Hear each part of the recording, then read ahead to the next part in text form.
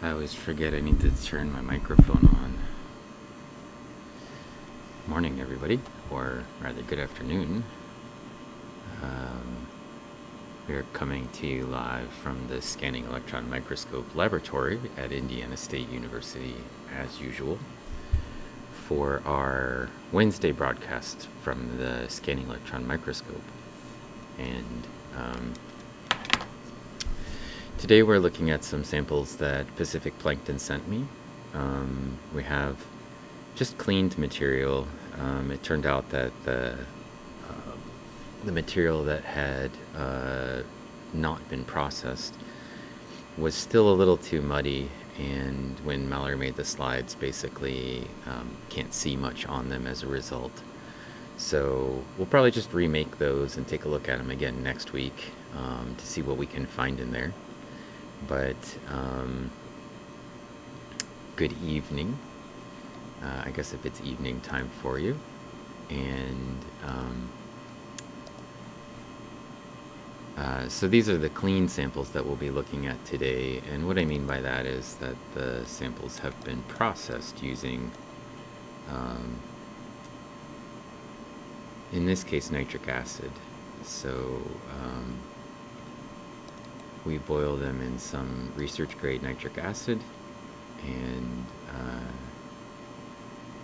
I don't know that these samples actually got all the way to boiling. I set the temperature a little bit lower because I didn't really think we needed to crank it all the way up. And I think as a result I saw some dinoflagellates still in the mix, which is sort of cool because usually they get completely dissolved out. So also I redesigned the interface just a little bit. I've been tweaking it to try to highlight the sort of artistic side of things a little bit more. Instead of having the slideshow be just a little thing down in the corner, I just made it a bigger box and put the two video channels up here at the top, and then that's as big as I can make the Scanning Electron Microscope image without cutting it so that there's not a whole field of view on the screen. So I think the new interface looks kind of nice this way, and I'll probably tweak it a little bit more, but I think it's nice because it lets you sort of see all of the detail of those colored images that are in the slideshow that's right below me. And now we have so many of them that it just sort of goes on forever, so there's not a lot of repeats. And I mean, we'll be adding to them continuously, so hope everybody's doing well out there. And I gotta turn off my computer sound so you don't hear me talking to me about me. But I think we're in good shape to start looking around at stuff. And sometimes when I use the Scanning Electron Microscope, I like to start in this super close-in sort of phase so that you can get a sense of the magnitude of change that we can sort of observe with the Scanning Electron Microscope. And so I want to just tweak this focus a little bit, see if I can get it a little bit cleaner. So the image that we're looking at right now is 110,000 times magnification. So we could zoom in farther, but it turns out that there's not a lot of detail even if we zoom in much farther than this on this particular subject. And then what I'm going to do is just sort of gradually zoom outward for you so you get a sense of what we're looking at. And I'll tell you in advance, it's got holes inside of holes inside of holes, so it's probably a diatom. And the material that we're looking at is silicious. So it's made out of silica, opaline silica, and this is the cell wall of a diatom. And as we zoom out, you'll see what we're looking at is these holes are actually relatively small little holes. In a light microscope, this would be just a barely visible dot in a bright spot, usually, in a light microscope. Hey Sarah, how's it going? So in the scanning electron microscope at 110,000 times where we are, you can start to see all of the detail, and this is like little bits of clay that are stuck to the surface of the diatom frustule, or the valve. And I'm just going to zoom outward. So now we're out at about 60,000 times magnification. And if you really want to see the detail of the image, I kind of have to slow the beam down even farther. So I'll lower it a little bit, and then maybe we'll even take a picture at this range. Let's see what we can do, because this is kind of a nice view of all these little holes. And that'll give me a chance to kind of make sure that the scanning electron microscope is warmed up, and that our picture's in focus, and that the brightness and contrast settings are kind of the way that we want them. And give me a minute, and I'll just do that. Just try to tweak this focus a little bit again.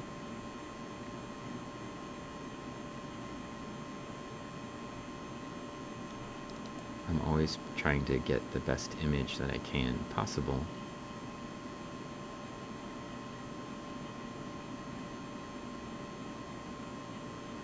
And I think this will probably do. For 60,000 times, this is a nice image. And it's a little grainy. Everything on the scanning electron microscope is always just a little grainy. The way that we fix that is to slow the beam down even farther. And if I keep slowing the beam down, it keeps improving how grainy, how low the grainy level is. I can also just, of course, fix some of that graininess after I take a photo, so I don't necessarily need to remove all of it. And there's a slight drift in our image as well, so you can see that the image is just a few pixels to the left of when we started, when I slowed the beam down a lot. So I don't think you would notice it if you took a picture, which I'll do here.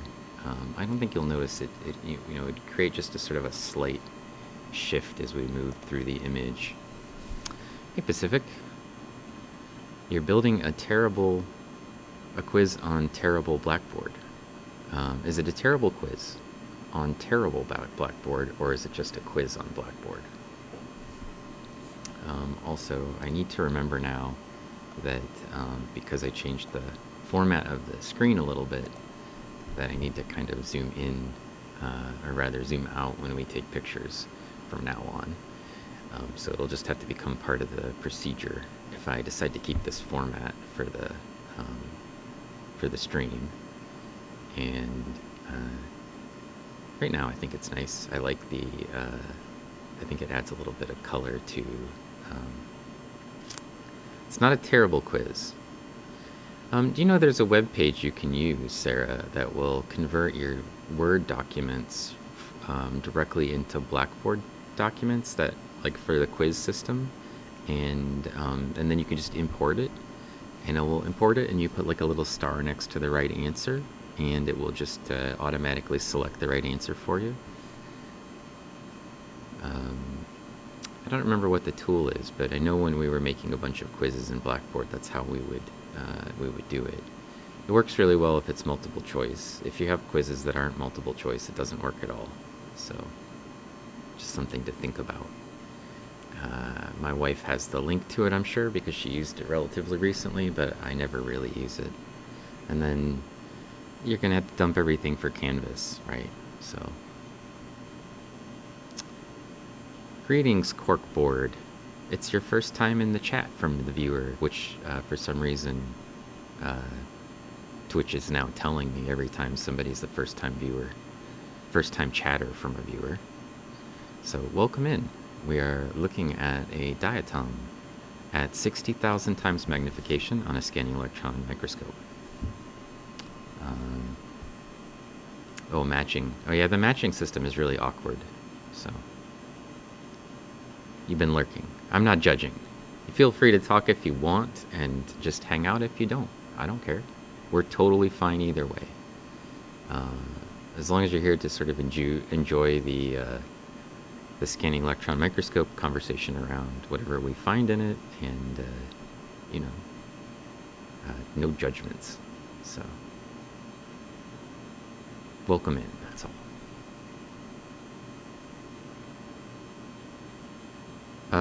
Can I tell you about the specs of the scanning electron microscope? Yeah. I've got a command for that. It's right here. Science is your bag, you like learning.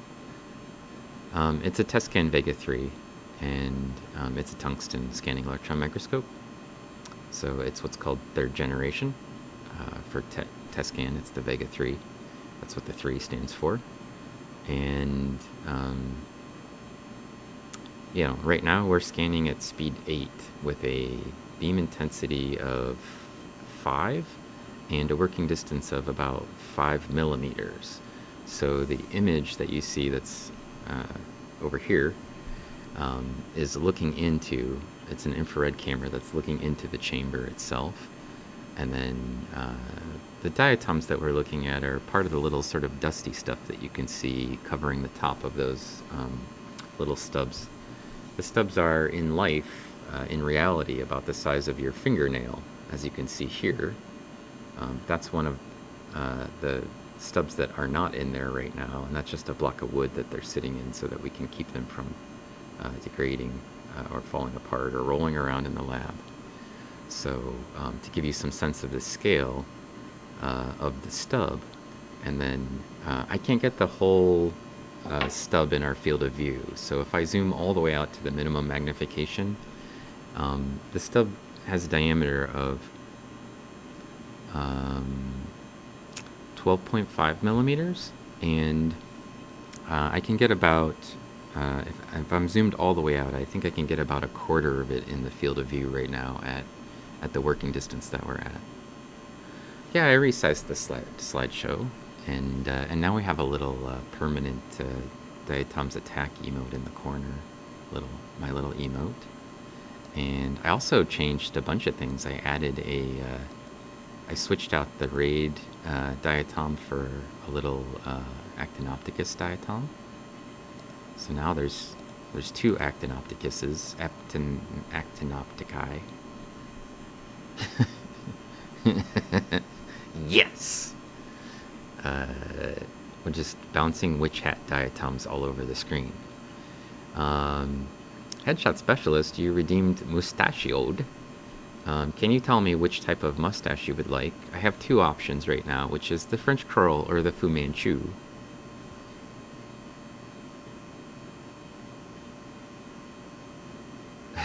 Those are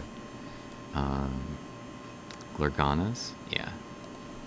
We can give a little shout out to Glorgana. Glorg.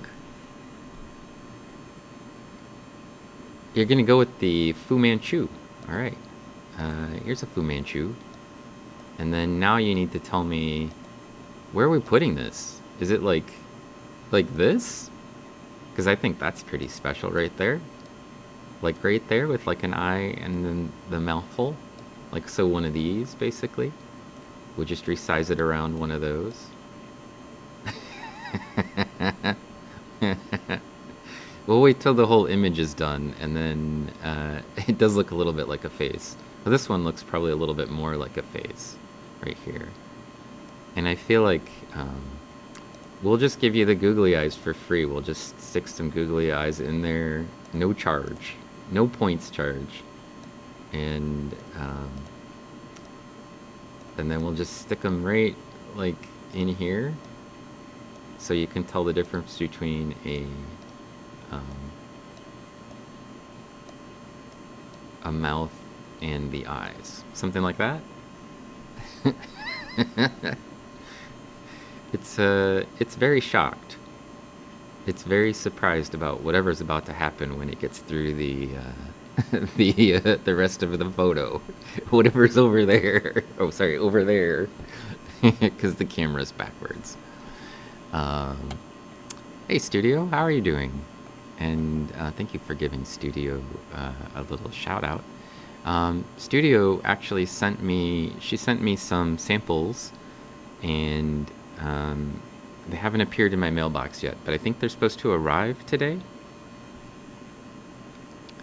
And then, as the image moves up, I lose my, there we go. My mustache has to be moved. And we're going to look at them next week. And I was thinking, oh, we could look at them on Saturday. And then I realized Saturday I'm going to go see Dune in an IMAX theater. So I'm not going to be streaming on Saturday. So this is probably the only stream that I'll do from the scanning electron microscope this week. And then I think that I might do a night stream, either with Sylvia doing some drawing, or the moon is full right now, so I might sneak out tonight and try to set up a little moon stream. We'll see how it goes, how I feel about it, and how cloudy it is. So, so anyway, sometime next week, either Monday or Wednesday probably, we'll probably take a look at, I think it needs to be like, yeah, like that. This needs to be up here though. Here we go. That Fu Manchu is nice, I think. So probably on Monday or Wednesday next week, one or the other, depending on what how our schedules work out, and then what's in the samples. I need to take a look at them, of course. But we'll probably look through the stuff that Studio sent me, and then if we can manage it, I'll have her in the channel with me, either on Discord chatting, or she can, we can have her go full zoom and you could see her face or something. Or she can just send me a picture and I can put her picture up there so that when she talks it looks like it's coming from her. Whatever. I don't have a preference, so whatever she wants to do. This is, hang on one second while I adjust this.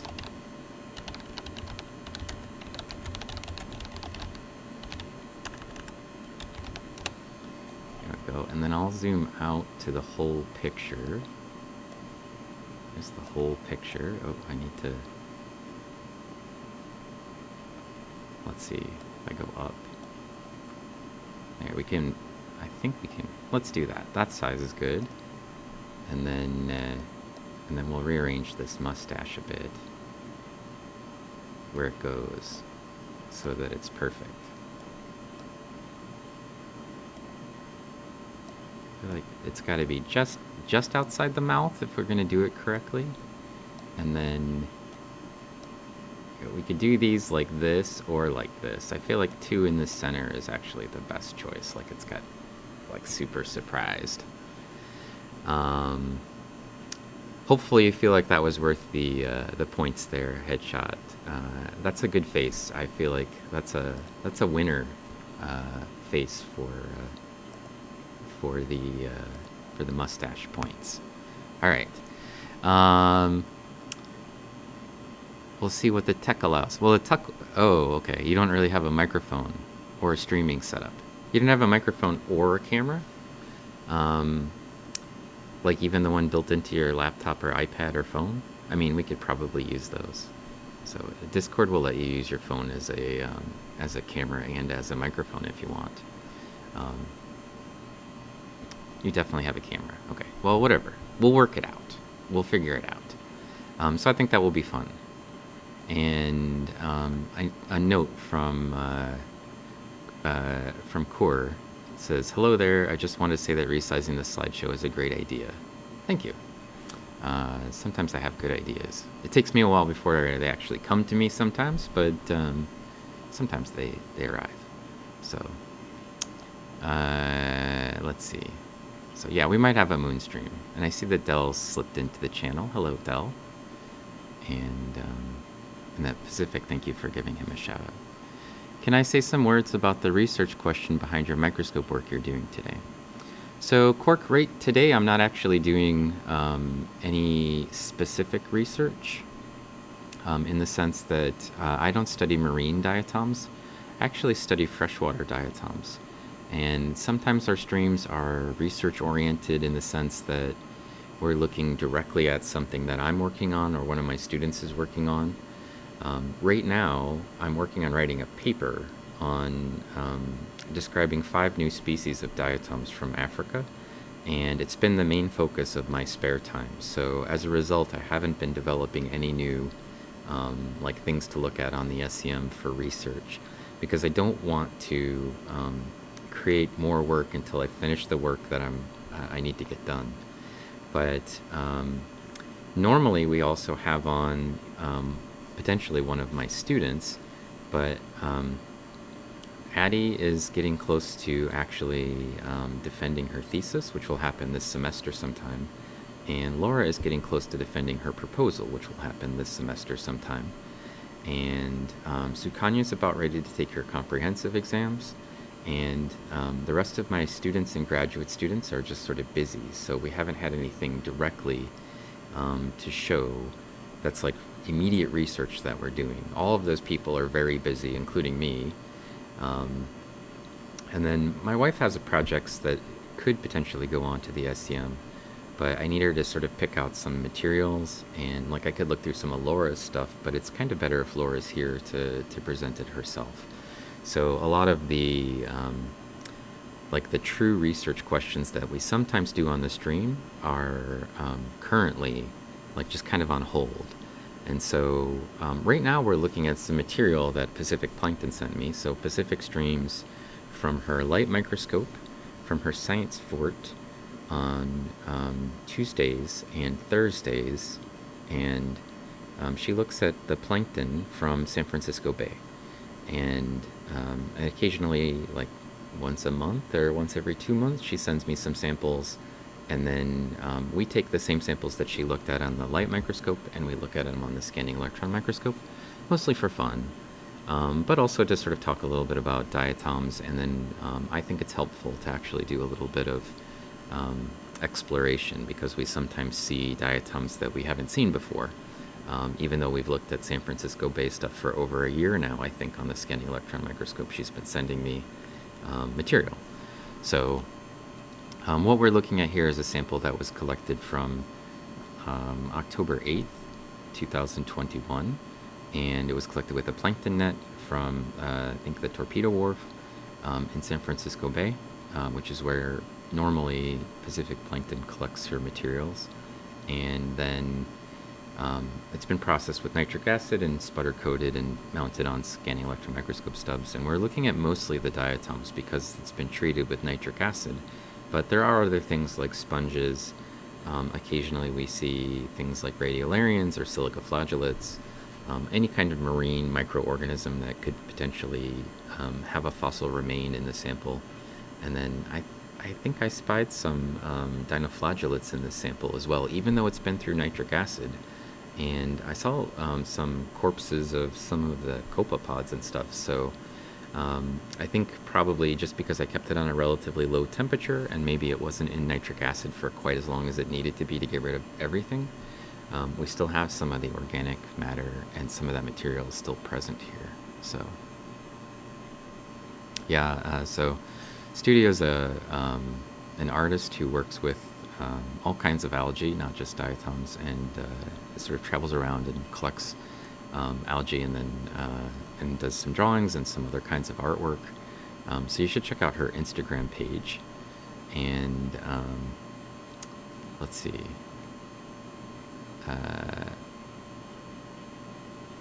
Coloration is heavily inspired by active fire that was in the area at the time of sampling. Yeah. And then you're going out to Fort Vancouver this winter to sample and to look for D.B. Cooper. Okay. Well, let me know if you find his millions. Let's see. Gently cleaned, yes. So I appreciate you take time to play in your research work. Yeah. No, it's fun. And I like to also, as you can see from the images below, I take the images that we collect and then I colorize them, a fraction of them, and then I share them on Instagram. So if you want to check out also my Instagram page or my Twitter page, you can find me. The Twitter stuff is just under Diatoms Attack. The millions became worm food a long time ago. You have a very detailed D.B. Cooper theory. I can't wait to hear it. I think you should save it for next week.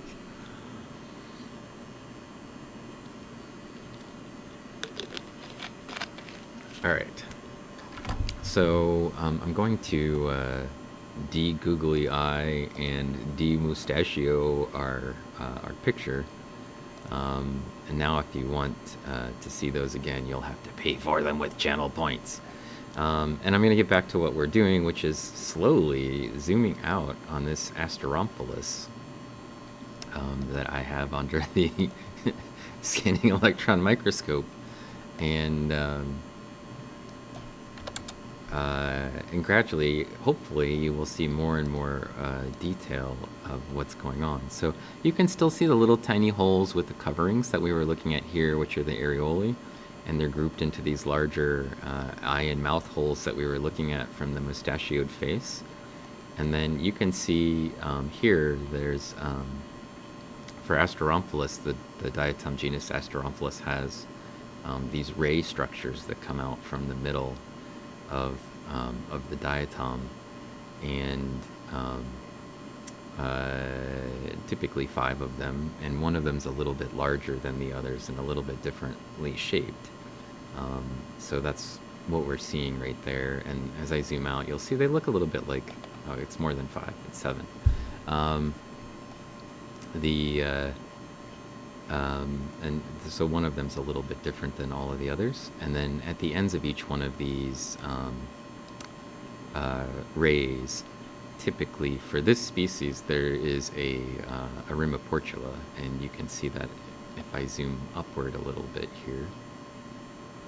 Here, the rimmoportula structure is like a little curled shape that's present right at the tip of each of the rays. So that's a common feature, and it occurs on all of the at the ends of all of the rays for this diatom.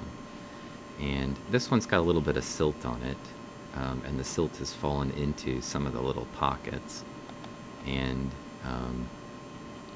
so you can see the little sort of pockets associated with the ends of the rays. And if I slow the beam down, we can get rid of the fuzzy quality of that image. And now we started out looking at this at 100,000, 110,000 times, and now we're zoomed out to 3,000, a mere 3,000 times. And I think if I'm going to zoom in a little bit actually, so that it's the whole diatom on the field of view, and you can see that it's not a perfect circle. It's pretty asymmetric in the sense that the bottom side is kind of like a rounded edge, and then the top is sort of like flattened, and it's not deformed. That's the way they always are shaped. And in fact, when you have both valves, so we're looking at the inside of one diatom valve, if you had the whole fresh-jewel, the ray that would fit on the top valve actually points like, let me see, I'll give you a slightly slower speed on this. The ray that is on the top valve would be oriented basically the same. All the 5 rays on the bottom would be oriented the same, and then it would be pointed over here towards this corner. So that's why this shape is the way that it is. And of course these ones would have to align because the bottom part of it's round, unless the top and the bottom had different shapes, which would be very weird. So the top and the bottom have the same shape, and then they fit together like a sandwich. And one of the rays kind of points off in this direction, and then the valve on the other side would have a ray that kind of points off in this direction. And that would be the entire sort of pattern that we would see for it. So I'm going to try to fix the brightness a little bit, because it's some spots down here that are a little bit overly brightened. And then we'll take a picture of this really pretty Asteromphalus with some junk on it, and then we'll move on. So I think it's kind of nice, though, to sometimes start zoomed in and then gradually work out to the organism. It's a little bit like, starting out zoomed in on the pores on your skin and then basically zooming out to a human being, right? Because we were at 110 times, 110,000 times magnification, and now we're at a mirror, as I mentioned, sort of 3,000. This is 3,600 times magnification. So substantially lower magnification, but you can see the whole organism as the whole field of view.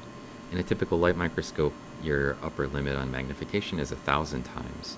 And so we're still 3 times closer and with perfect resolution than you can produce if you were to try to put this diatom on a light microscope. And of course, we're looking at it topographically as well.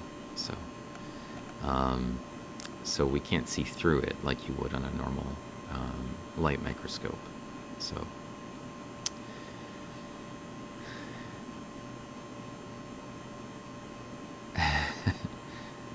you need a metal detector. Yes, its name means star belly. And then there's a whole list of microscope streamers here that you should follow, every one of them. 2 of them are in the channel with us right now. And I thought I saw Spider ID earlier streaming. They stream because they're from Sweden, I think. So they tend to stream a little bit earlier in the day.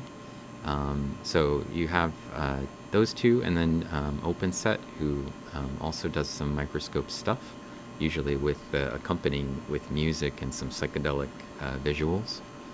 And Spider ID uses his he has a stereo microscope that he looks at spiders with. So there's a whole bunch of people up here. You should just follow all of them.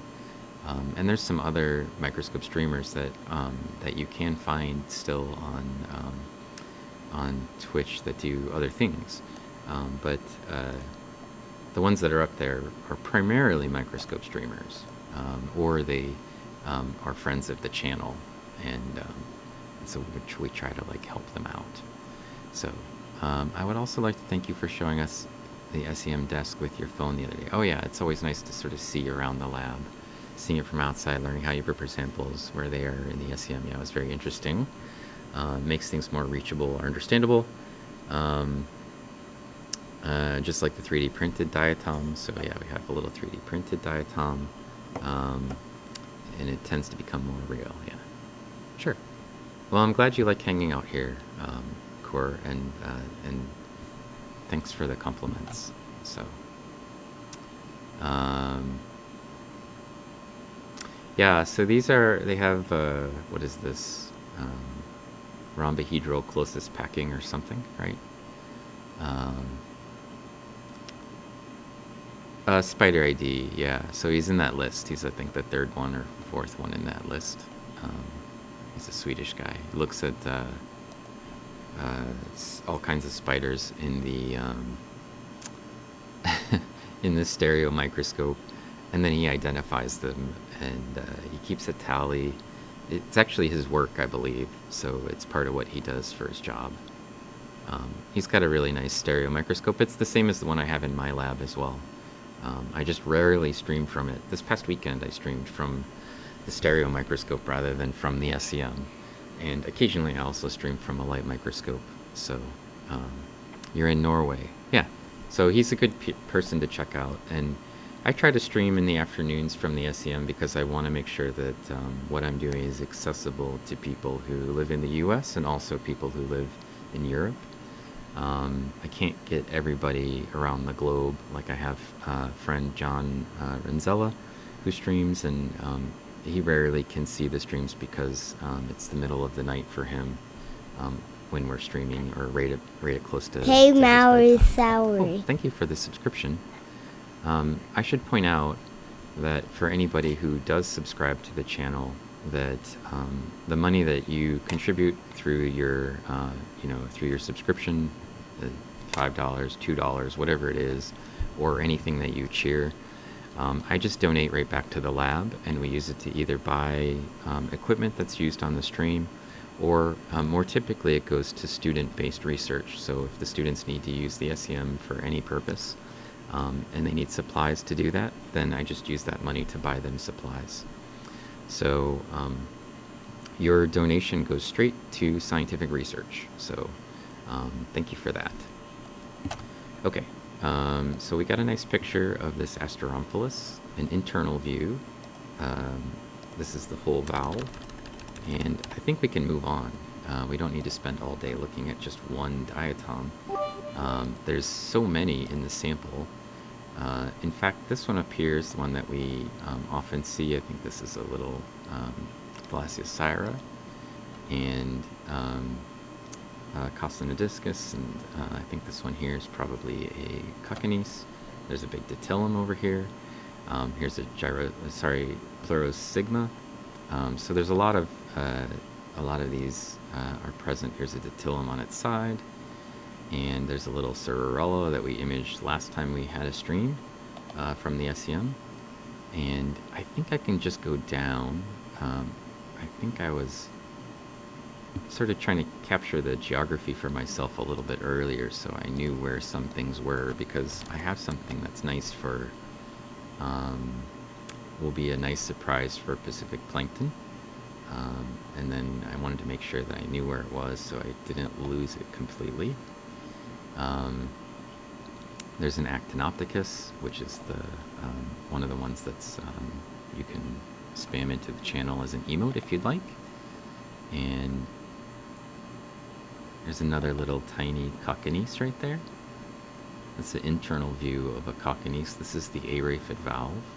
And for people out there that are diatomists or learning diatoms, this is the broken bit here that's going around that has these weird little protuberances that go into the valve is the valvocopula.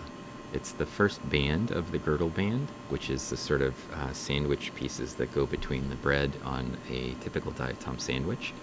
And so we're looking at the inside of one of the buns, and then maybe the first layer of lettuce, right? But only half of it, because it's broken right here in the middle. What's cool about this image, or this diatom, besides the fact that it has that sort of broken bit of the valvocopula still attached, so you can see what it looks like with and without it, is there's little pore coverings over the areolae on these, and I was hoping we could just capture what's going on with them a little bit.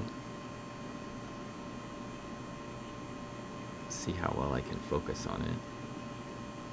If we look inside of them, sometimes they just have clay in there and they're not super clear. But again, we can kind of just get crazy close and see all kinds of detail that you would never be able to see in a light microscope, or really anywhere else besides a scanning electron microscope or a TEM.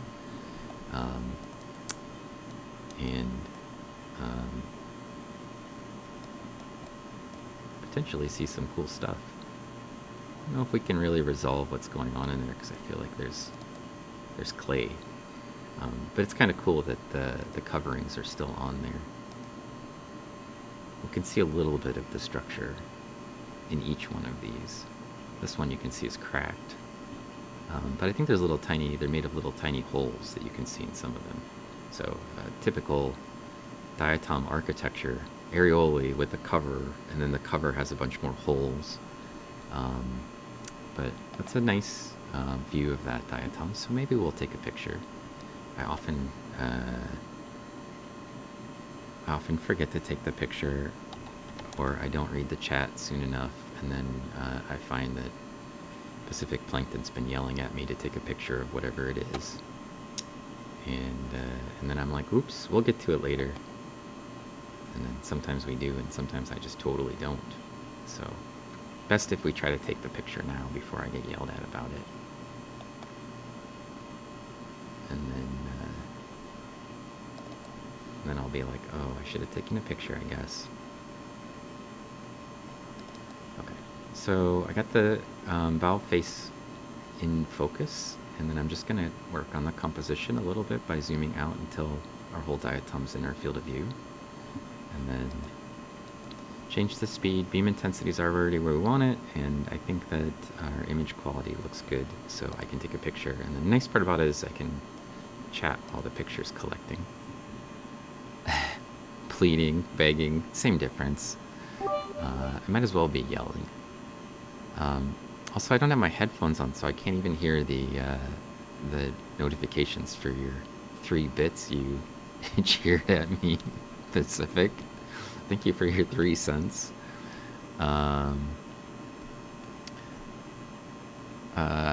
Let's see. Ooh, it's spinning. It's a spinning emote. It looks like a macaroon or a sugar cookie. Boba Binks. How you doing, Boba? And also, you got the glossary heated up. Typical diatom sandwich is your prog rock. All right. What's the name of your prog rock band? Do you have any references about dynamics of these patterns and how they're made by the organisms? I study nanomaterial from the bottom-up chemistry perspective. You know, there's a guy who comes to the diatom. Yes, the Instagram is Pacific answered your question, Lisa. There's a guy who comes to the diatom meetings who talks about using diatoms and nano stuff sometimes, and for nanotechnology purposes, and it's a thing people are interested in, of course. But I don't know I don't remember his name off the top of my head. I bet I could find out for you, or I could just mention that you should just go to diatoms.org. It has a lot of information, but it probably doesn't talk about the sort of kind of detail that you want. But if you hop onto the Discord and send me a note about it, I will try to find some references off stream, and then I'll send them to you. So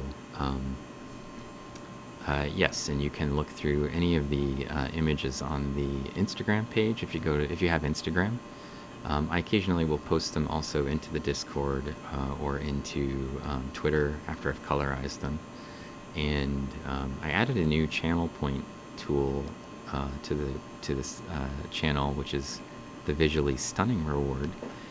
If you want to get a nice print of one of the diatom images that are in any of the Instagram old pictures or any of the other images that we have created, I have tools to give you a very large, high detailed, mega large image if you want of the diatom, and then if you want to get it printed as a poster or whatever, that's up to you. If you want t-shirts with diatoms on them, like I'm always wearing t-shirts with diatoms on them, you could print it on a t-shirt if you wanted.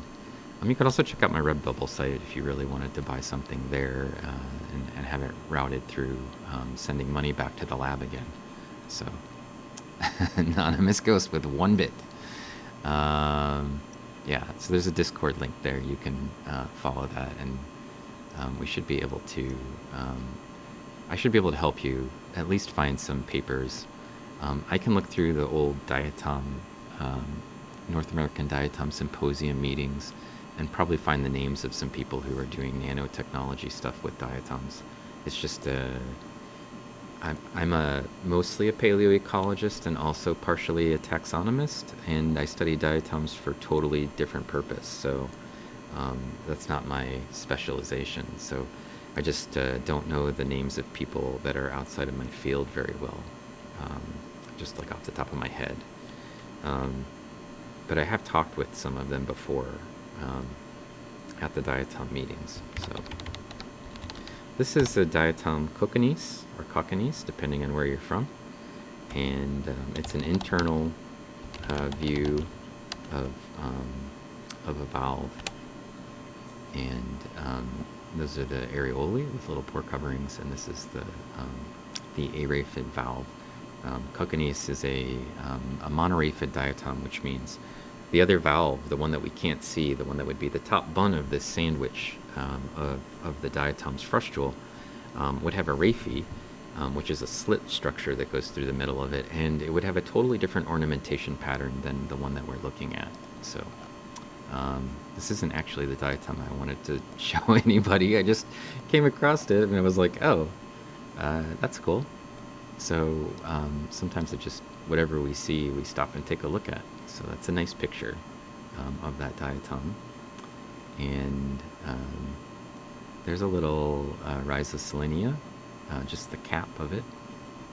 And oh, I turned the stage. It's gonna need to turn the stage back. Sorry, watch me rotate.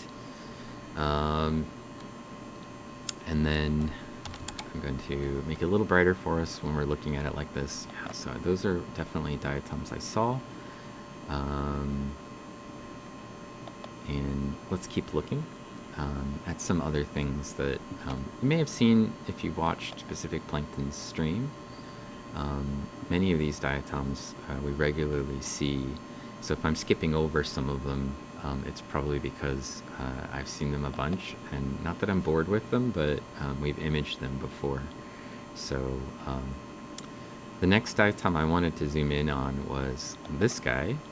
So I'm sure that Pacific Plankton knows which one this is, but this is Proboscia, and it's similar to the Rhizosolenia that we were just looking at, except for, so it has these are the girdle bands that are attached to it, and then it has sort of like a weird little cap that is the valve face, and this little proboscis-like nose end on it actually joins together with a diatom on a sibling diatom, a valve. It forms together with another diatom when it forms, and the nose fits right into this little pocket on that valve. So they sort of squeeze into each other, one sort of inserting its nose into the little pocket on the other, and this one would have the sibling valve's nose also tucked into the same little pocket right here. And we have a nice view of the pocket and the nose of the proboscis nose of the diatom, and we can get zoomed in really close on it, which is kind of cool. And it's not a simple little nose. It actually has got intricate structure on it. So I think that's kind of cool. It's got a little slit right there, which I'm assuming is maybe a Rimoportula that's off on the top of it. I'm not really sure. I've never looked at Proboscia in a scanning electron microscope before, as far as I know. We've seen it in the light microscope, and I don't think we've ever seen it on the scanning electron microscope. But look at this little like crenulated surface here that it has, like a little crown. And then I'm gonna just take this picture because I know that there's somebody in the channel going, take a picture! First I'm going to get it into focus for us a little better. Because I'm pretty sure that we've never seen this one on the stream, so I was excited when I saw it a little bit earlier. I was like, oh cool. We've seen nice detailed images of it by looking at it in the light microscope before, but no scanning electron microscope images of it that I know of. So other people have seen it, obviously. It's not the first time anyone's ever seen it in the scanning electron microscope. We never had a clear image of it with the tip and the little pocket. So I'm going to go ahead and take a picture of that.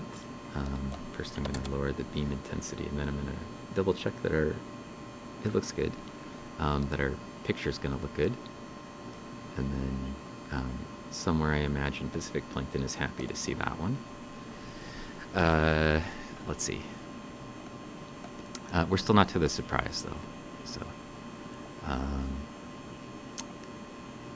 Diatom t-shirt is definitely going on my Christmas wish list.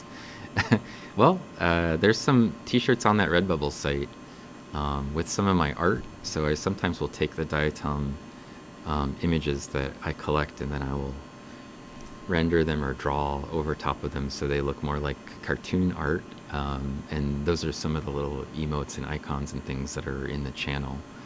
But you can get those printed on a mug or a shirt or stickers or whatever from Redbubble. So, let's see. Claspers. Yeah, they have little claspers. So weird, never seen this one before. Oh, yeah. So, Lisa, I'm a freshwater diatomist, and I've never actually seen this one. The whole proboscis is a portula. Okay. I thought maybe it would have some sort of a specialized end on it that would exude some sort of jelly stuff. And also, welcome in, Anna. This is a nice clean image of it though, so there's that. And I only look at freshwater diatoms, and the only reason I know any of these marine diatoms is because Pacific sends me samples, and then we sit and try to figure out what it is, and when we can't, we ask Anna, and then if she can't, I just guess. But I knew Proboscia from before because I was trained by David Harwood on marine-centric diatoms. It's just that it was in 2002 or something, so my remembering all of the details is pretty foggy.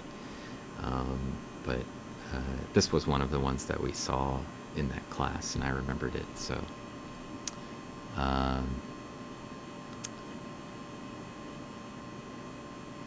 looks a bit like the capsule teeth on a moss sporophyte. I don't know moss sporophytes very well. Yeah, so it's nice to be able to look at something new and interesting. And the rest of the diatom, so it would have another one of these, so for people who aren't diatomists, this is just one of the valves. So again, this is one bun in our sandwich that is a diatom. But these diatoms are really kind of weirdly shaped. They have little pen cap style, like this is the shape of the, the valve that we're looking at, or maybe I've got a better pen cap in here somewhere. And then it would have another pen cap on the other end, right, like this. And then in between are just girdle bands, like many, many, many girdle bands that make up the diatom. And so the cellular stuff would be encapsulated between that expansive part. And what happens when the diatom gets stuck into nitric acid is the organic matter breaks down, and the girdle bands sort of unwrap themselves, and sproing go all over the place. And what we end up with are just the little caps preserved because they're thicker and tend to make it through the processing without disaggregating. So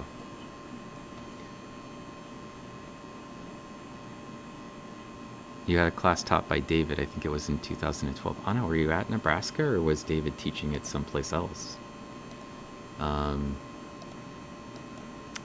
mean, it was a long time ago for me because it was when I was getting my PhD. Back in the day. This is Proboscia,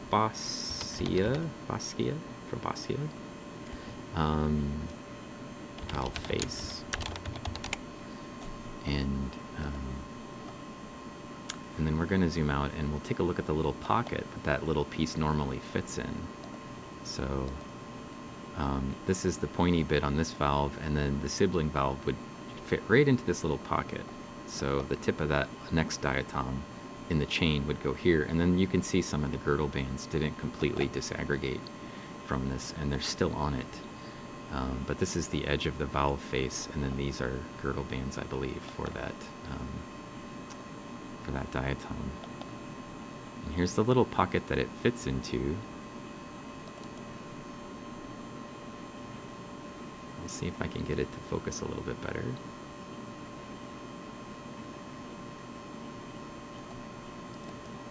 There we go. And you can see the valve face has got striations, a little areolae with little tiny rows of dots on them. So it's just like every other diatom in a lot of ways, except for rather than being flat, like this is the shape of a typical centric diatom valve face, this center part has basically now been pulled up into a cone. And so they have cone-shaped valve faces, but it's basically the same. And then the striae are all basically the same way they would be on a normal valve face. They radiate out from the center and create this. That's why it's a centric diatom and not something else, not a different type of diatom, a pennate one. Also doesn't have a raphe.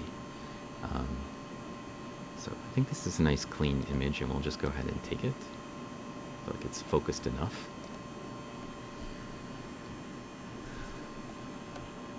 Oh, he did a class in Poland. Oh, that's interesting.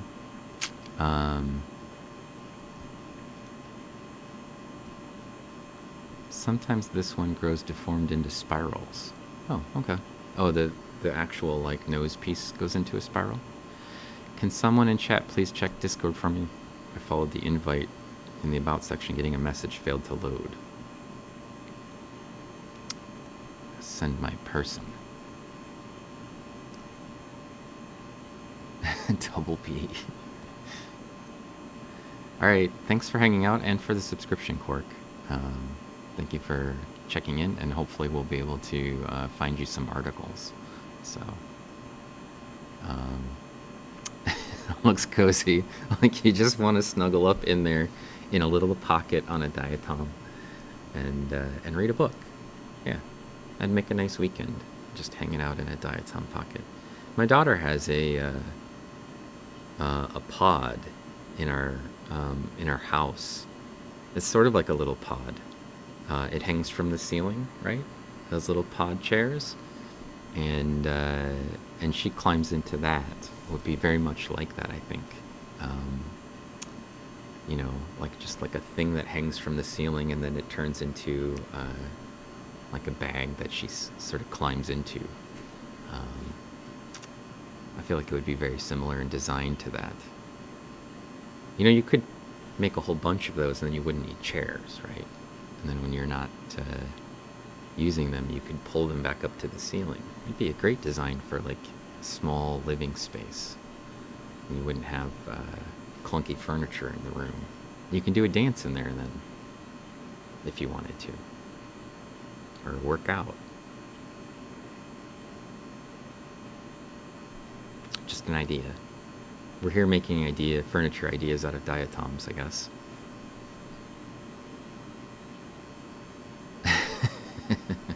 You might want to dance. I don't know. Also, I think it encapsulates whatever she was eating that she spills gets trapped, and it doesn't end up on the floor. But then it's hard to get out of the pod. So, but you could then wash it pretty easily too. I think it's super comfortable. I don't sit in it because I'm worried that it's going to yank itself out of the ceiling. I mean, I put it into a 2x4 up there, but I feel like it wasn't really built for my mass. So,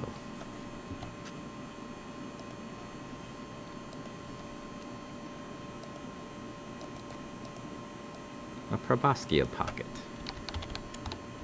Hot pocket. Okay. We're going to zoom out so we get the whole thing, and I'm going to rotate it a little bit. I need to go like back to where I was, 340.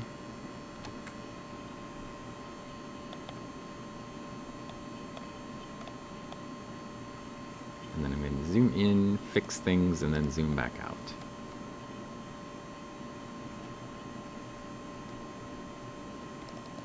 The normal process.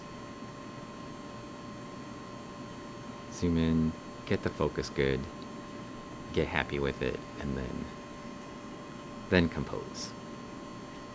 We roll back out, and now we have our little elephant. It looks a little bit like an elephant. Put some ears on that right there. I don't have elephant ear channel points you can spend, but I feel like that would be nice. Just a little bit of this not in the screen. There, sorry. Slightly feeling a little OCD about that, but it needs to happen. I can't just have it like cut off right there.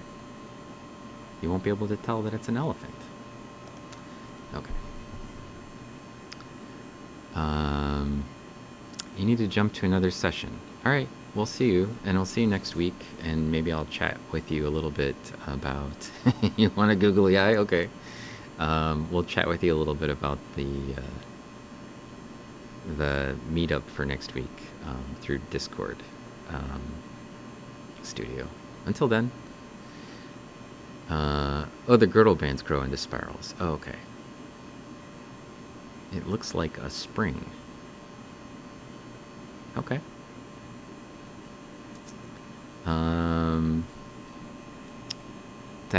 Diatom biomimicry for furniture design is a fantastic idea. If only I was a furniture designer, I would have lots of cool, like little chairs, little tables. You could make all kinds of cool stuff. Um, I mean, I do make furniture, but out of wood, and I feel like some of this stuff would require some pretty intricate routing. Let's see. You want me to put a googly eye on it. Collaborate with the designer. That's a good idea. It means I need to figure out who designs furniture, I guess, and then convince them that diatoms are a good design. But I probably could manage it if I wasn't filling out paperwork in my spare time for my job. Let's see. A googly eye. You want one googly eye? Like this? Like it's a little elephant face? Is that what you're hoping for? Yes. Is that a good spot for it? Do you want it looking the other way? Do you want it looking at its nose? We can rotate that around. Like like that instead.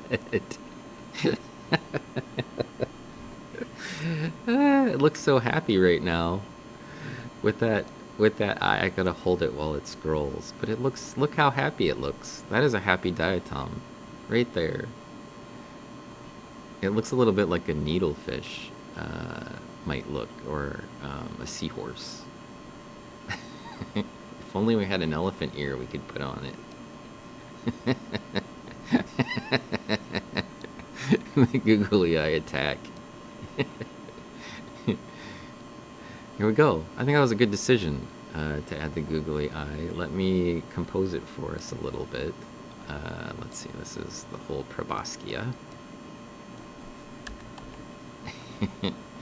Let's see if I do that, and then that, we can get rid of most of the tag. There we go. And then we'll just put this on here. Boom.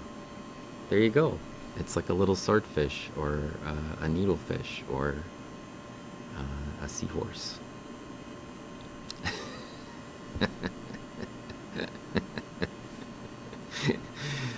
I feel like the googly eye was probably my best addition to the stream. You know, the best possible thing I could add. I was also thinking, you know, like I could do this. I could just do this. That might also help the stream if I appeared to be just my emote head.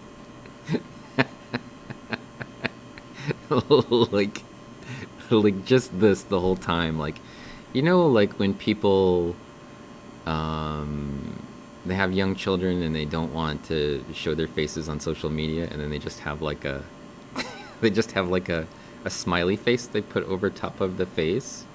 I could just do this. It's hard for me to sit still enough. That's the only problem. I'm a wiggly-headed person. Yeah, I could incognito stream. It would be a mystery. Who's back there? Who's doing that? Maybe my head should be a little smaller, though. Oh, no. Actually, that's about good right there. Yeah. That was an idea I had while I was putting that little logo in. I should just have it as my head. It would be much more convenient than looking at me. Okay, we got the googly. I feel like we did another great googly eye. We can't lose with the googly eye, in my opinion. We just put it on whatever we want, and it always looks good. So, alright. I promise, even though we've been streaming for a whole hour, it doesn't feel like it, that there is something down here that I think Pacific Plankton will be happy to see. Look, this diatom was playing ring toss, and they scored. There's another little cockanies here. This is the Raphid valve, and I think that's a different species than the one we were looking at. But you can see there's the Raphy, and then this one has little, like, cool little, like, I don't know, are those the areolae? I think they are. Oh no, these are the areolae. This just got like little weird rivety things around the outside. Not sure what those are. That go all the way around the outside edge. We see this one attached to Isthmia sometimes. I don't know what the cockanies is, but it's like It's like a elongated hexagon, which is kind of an interesting shape for a diatom, to be honest. Okay, that wasn't what I was trying to find, I promise. There is something down here. I'm just going to zoom out a little bit and see if I can find it. There's a little, this is a silica flagellate, right? Yeah. And, oh, this is what I was looking for. Here it is. Yeah. Yeah, I think that is, I think that's a Basilaria right there. It's like a Nitzia, except for the Raphi's running right down the middle of the valve. The face is a little folded, and this little rail system, I think, is how they connect. And I don't think we've seen the Basilaria on the stream before. And if I come down, I think we've seen just like bits and pieces of them. And what convinced me was when I came down here and looked at the end of it. These little things are the fibula, I think, associated with the Raphi. And this is an external view of the Basilaria. I believe it's Basilaria. Again, I'm not a marine diatomist, and it's possible that I got it wrong, but that's what it looks like to me.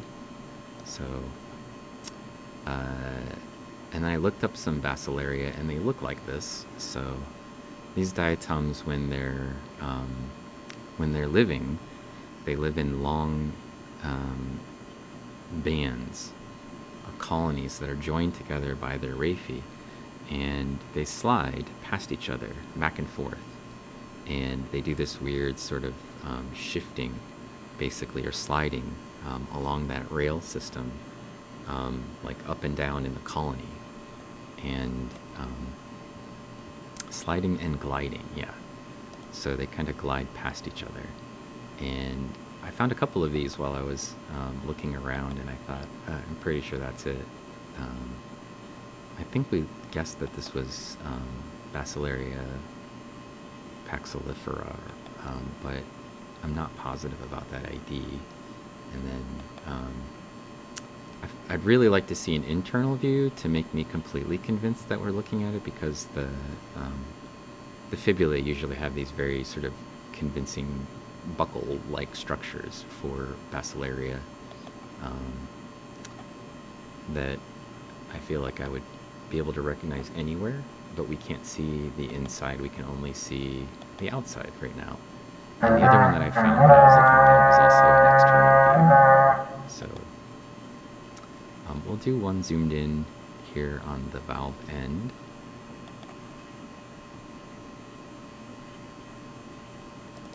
And I will try to fix it so that we can see the detail. So we're at beam intensity 7. I feel like we could probably drop down to 5. And get a nice high-res picture in here.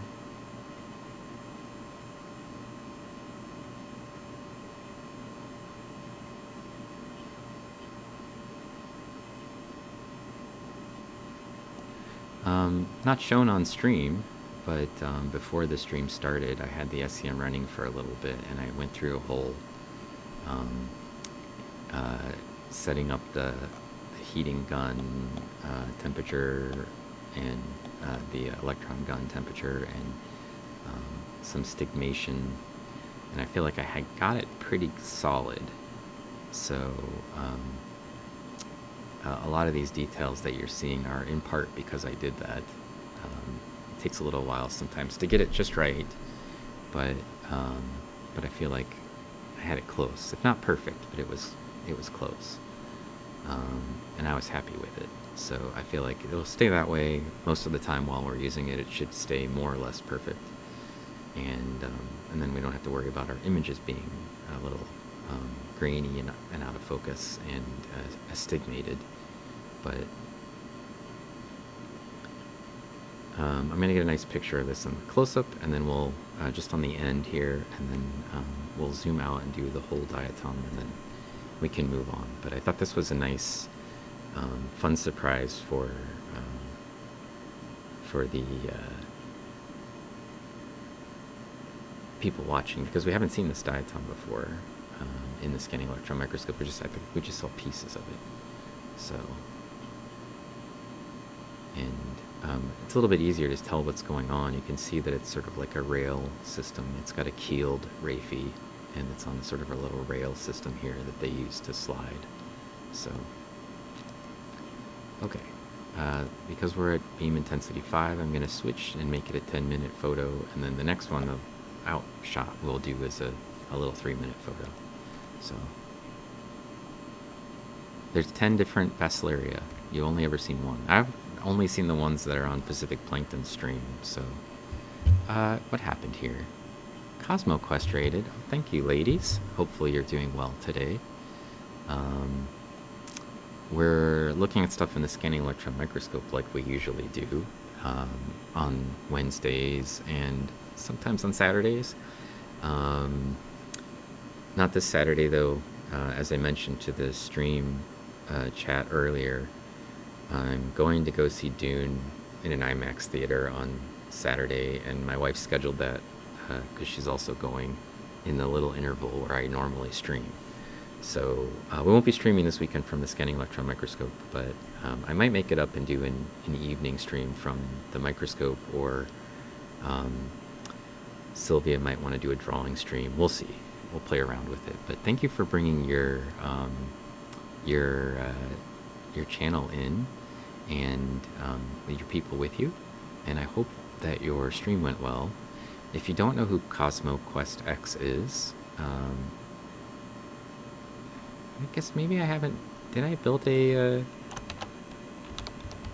I can't remember whether I actually built a thing for you. I was going to. It just hasn't happened yet. So, if you don't know what they are, or who they are, they're sort of a team of people who have a website/blog, and they stream about rockets and space science news, and I think they're on pretty much every day in the afternoon. So if you're interested in that sort of thing, you should give them a follow. And a lot of times they do really cool, like, behind the scenes on the podcast. So you can sort of see what it takes. They've got one person who kind of is a producer managing the podcast itself, and then normally, from what I've seen, there's usually 2 people doing sort of news discussion. It's like watching the news channel a lot, although I don't watch news channels anymore. But it's focused mostly on daily updates about space stuff. So, and they always come and raid me, and they're the nicest people, so highly recommended.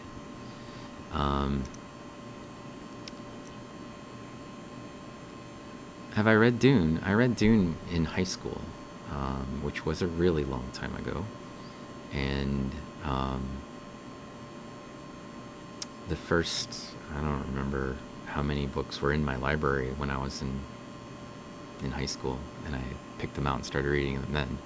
So it's been a long time since I reread it. I think I owned the books, and I read them again when I got them, when I bought them from my own library, and then I don't think I've read them since. But I watched the old movie Dune several times, and then the Sci-Fi Channel series Dune movie series, whatever, sci-fi event, mini-movie, whatever they call it. And then my wife is super excited about it as well, so...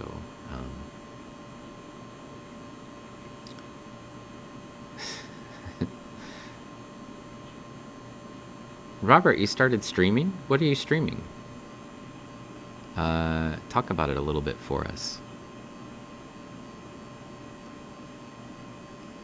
Who else is watching Dune on Friday? Well, I'm watching it on Saturday, so if you watch it on Friday, don't spoil it for me. What are you streaming for us, Robert? Just so that we know, and then... I'm going to, while this picture's loading and I'm waiting for chat to talk, I'm actually going to give you a follow. There we go. Music. Oh, cool. I'm excited to see what kind of music you listen to or play. That'll be cool. Gotta go to work. Okay, Lisa. Thanks for hanging out. And, you know, always welcome to drop in and check out the Instagram stuff later. Or drop by the Discord if you want to see some of the pictures from the stream. We'll probably put some up there as well.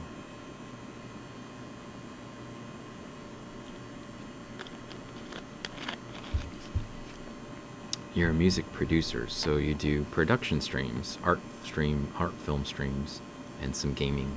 Cool. You'll send me some music I can use? Actually, that would be amazing.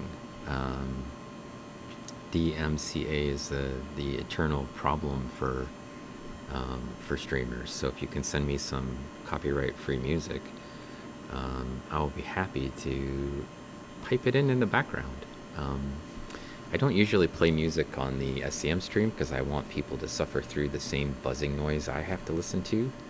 I don't mean that literally, but I often don't do it because I feel like it gives you a sense of the actual SEM running. This is what the lab sounds like. And in fact, the first thing that Pacific said to me when she came in the lab and we had the SEM running is like, it's a lot louder than in here than it is on the stream. And I don't usually watch my stream, so I have no idea how loud it appears to you people. It just probably sounds like a faint humming or buzzing in the background for you, but in the channel, in the actual lab itself, it's quite loud. So today it's louder than usual. Oh, it could just be I have the volume on my microphone turned up a little bit louder.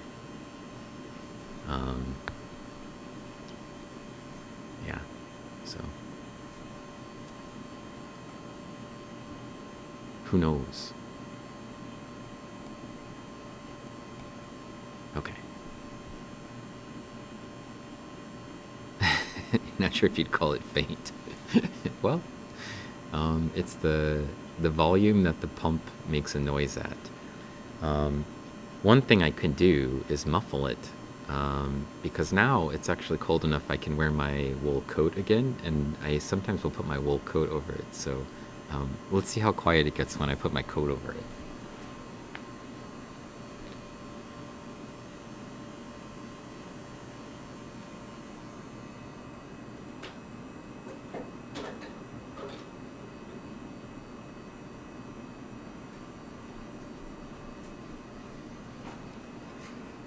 How's that?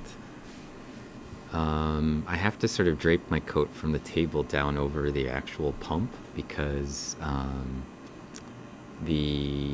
can't set it directly on the pump or it'll overheat. But I can drape it over it so that it acts as a sound barrier pretty easily, which is what I've done. So ask and you shall receive quieter pump noises now that I have my coat again. So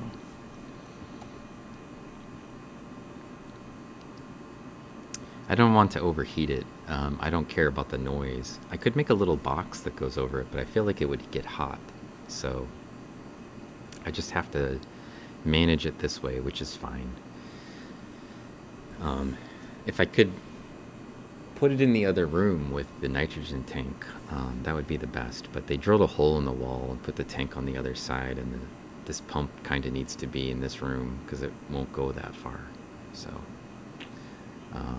so this is what you get, but at least it's a little bit quieter now, right? No, not hot in the lab. It's just the pump itself would get hot, and especially if I contained it, right, in something. It doesn't seem quieter now?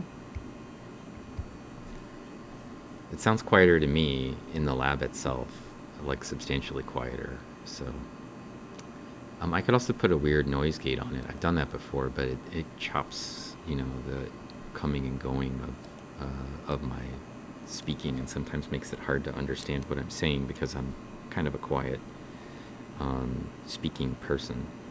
So I could move the microphone over just a little bit more.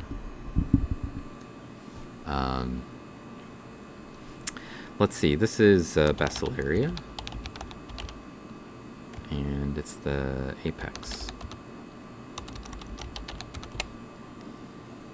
And then we'll, as I promised, zoom out, do a whole Basilaria, which means I actually need to like rotate this one some more.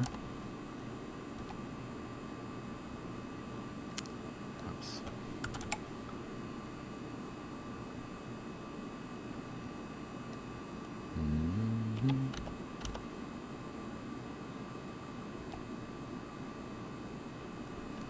And then we can get a picture of it.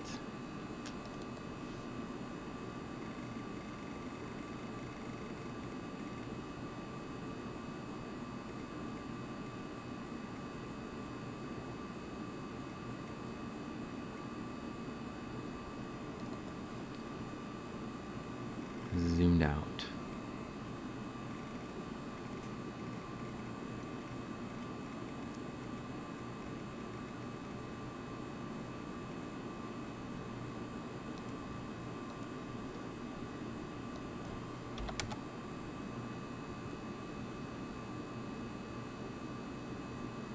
I think that will be okay. And then Pacifica can have a picture of her Basilaria.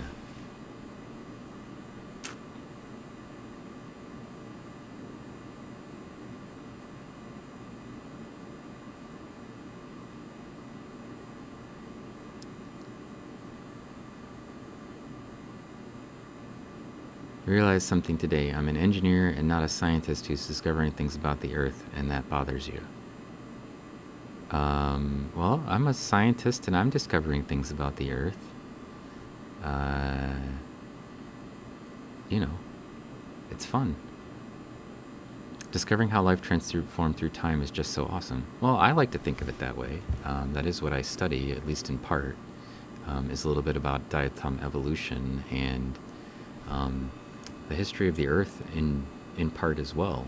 I also look at how the Earth changed through time. Both of those things I think are really, really fun. You were thinking about emailing me about using footage for live music visuals. Oh, if you want to use any of my... Oh yeah, there, you can see the fibula very clearly now that we're zoomed out, and it's a little bit higher beam intensity. So now I'm completely convinced that that's a Basilaria. I need no more convincing. I can see the little fibulae buckles on the inside. So, perfect.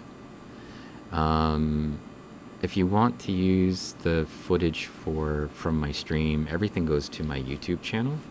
And I don't know if it's set to make it like you can download it, but if it is, you should feel free to use it. It's fine. I'm totally happy with that. Just give me some credit somewhere, and we can talk about that later if you want.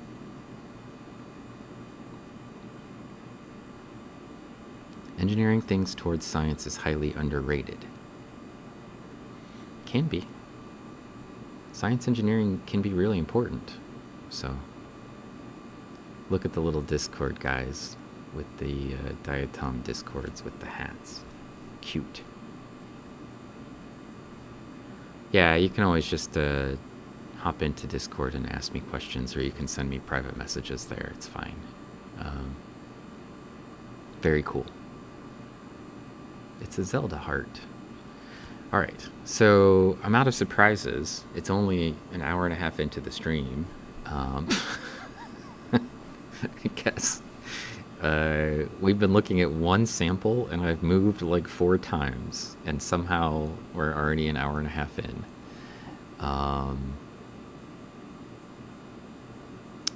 It's hard to understand the world. It's a big place, and even after doing it for many years, I still feel like there's things you could learn. There's no limit to... It's endless. So...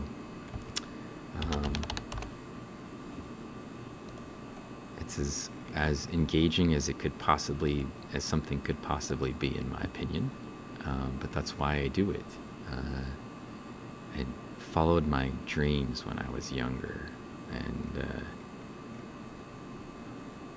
I decided that I was just going to try and do things that I really enjoyed doing and see how it worked out, and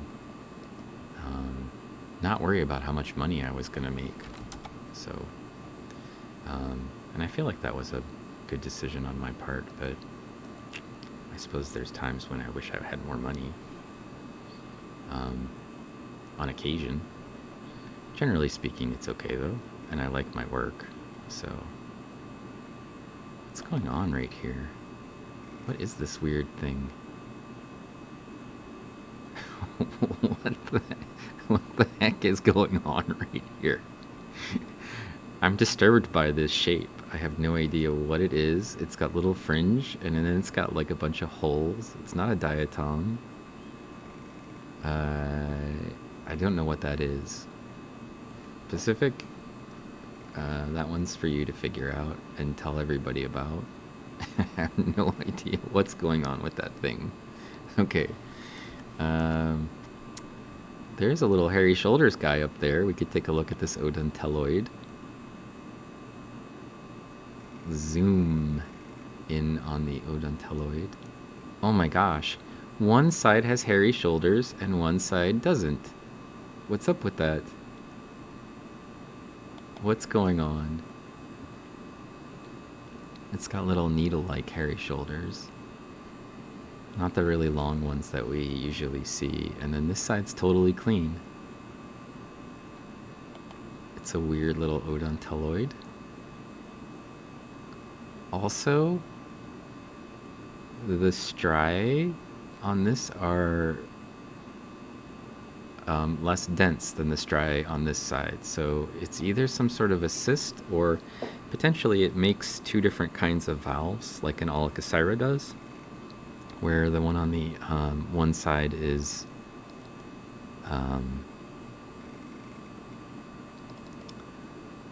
for linking valves, and the other one is for separation valves or something like that. I don't know. I don't know these well enough. The only person I know who knows anything about marine diatoms is Anna, that's here with us, so... What do you know, Anna? Is there a secret? Okay, gonna make the beam intensity 7. We've got it as close to in focus for the whole thing as we can get. I guess maybe it could be part of the girdle band, and it's just laying down on top of the other part of the valve, but it looks very weird.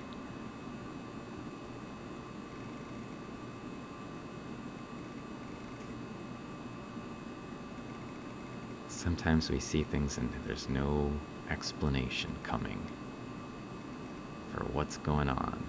See the shape of the little platforms that the ocelli sit on are even different. Like everything about the two valves is totally different. It's very strange.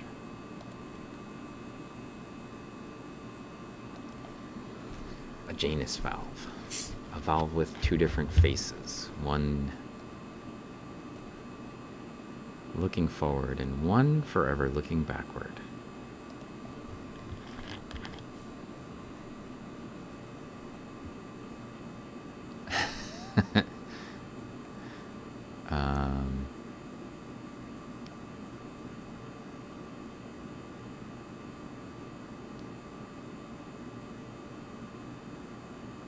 It's a mini space squirrel face. Could be. You always relied on the hairiness for the ID. I hope you're taking a nice picture. Well, I'm always taking a nice picture. Digital Quinley, hello.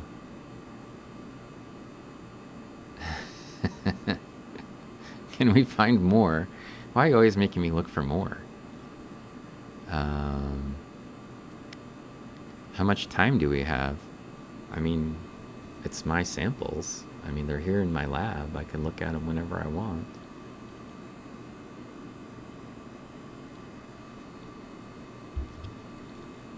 We used 2 drops from the material that you sent us, and I've got another, like, I don't know, 600 drops in the vial. I'm pretty sure we could look at these all day. I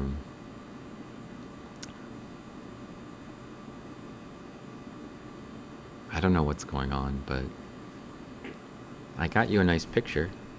It's the best I can do. Everything that we've collected on the stream and outside of the stream is on little scanning electron microscope stubs, and they're actually on this table back here behind me.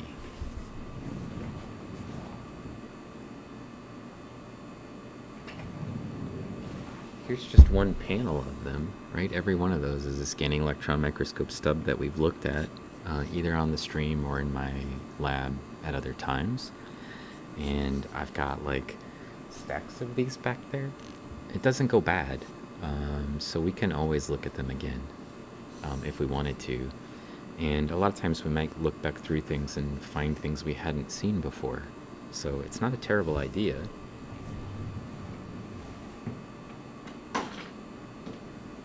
More typically what happens is new stuff comes in and I start looking at it, and then I don't go back and look at the old stuff quite as much as I possibly could. But a lot of the stubs back there belong to projects that I'm working on in East Africa, and those I do go back to regularly, or they're projects that we're working on in like Lake Idaho or something where they're really old materials, and I go back and look at those pretty frequently. So that does happen. This is a genus, Odontella.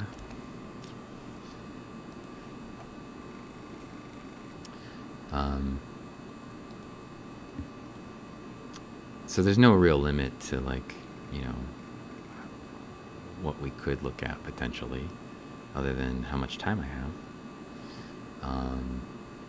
And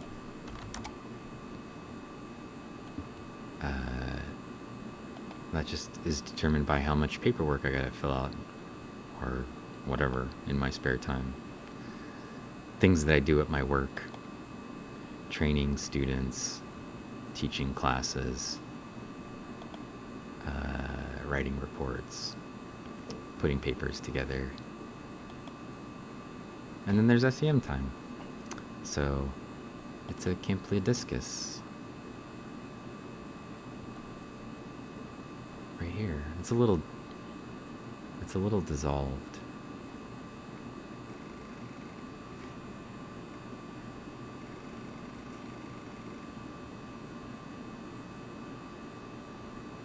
There's a bit of potato chip right there.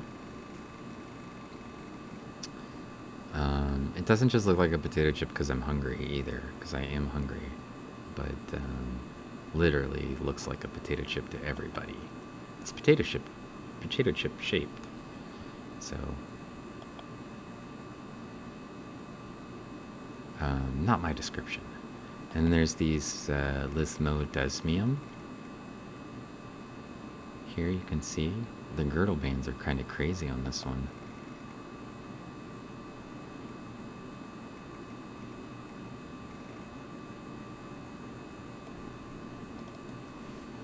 Really wonky girdle bands.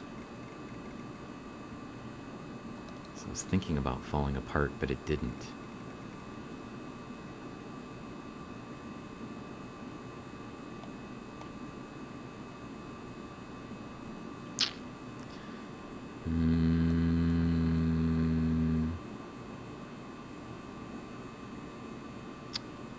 Let's see. Maybe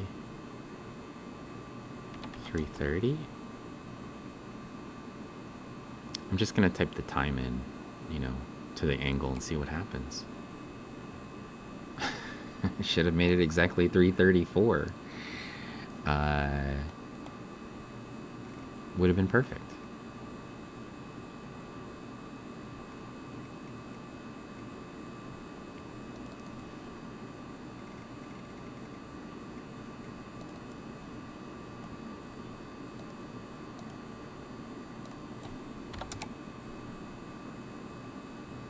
Good.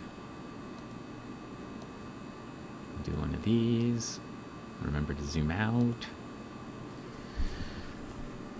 I was thinking that you could encode data into the image for sample location SEM settings. Do you know that this scanning electron microscope actually does all that for me? It includes a X, Y, and Z coordinates for all of the images that are collected. They're kept as metadata. So I could go back to the same location, but the problem is that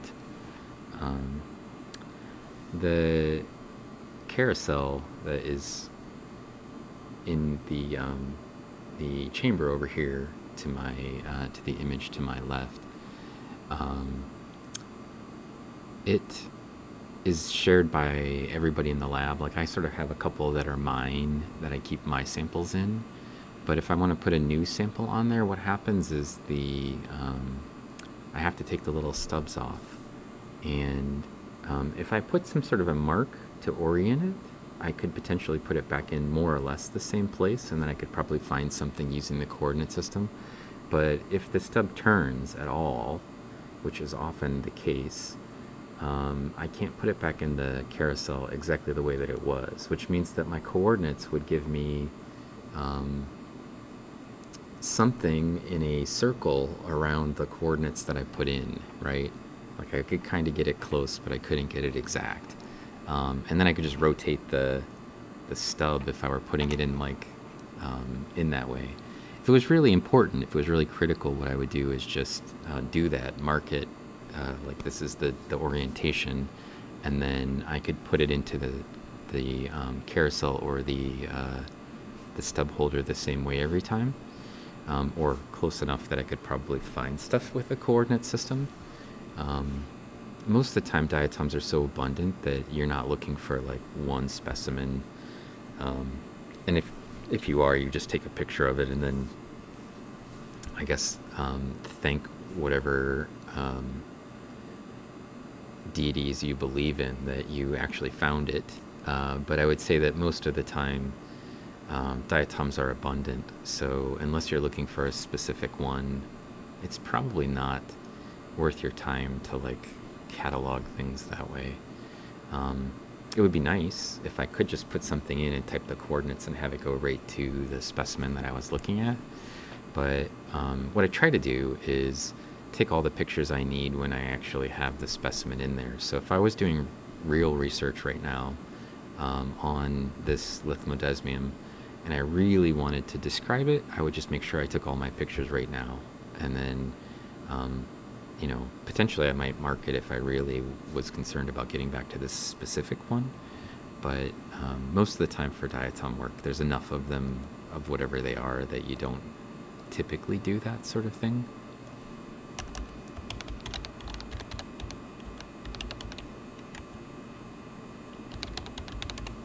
It's a good thought, though. And then you could have a library of sites and samples. And if I were a highly organized person with a lot more time, or a lab technician who had time, then that's probably what we would do. You know, have stuff so that we could go right back to it. And then when we describe species, we would just have the types, you know, or holotypes, where we could get back to the same, or almost the same spot pretty easily. That'd be nice. It'd be nice if it was a museum and it did that. That's how they operated.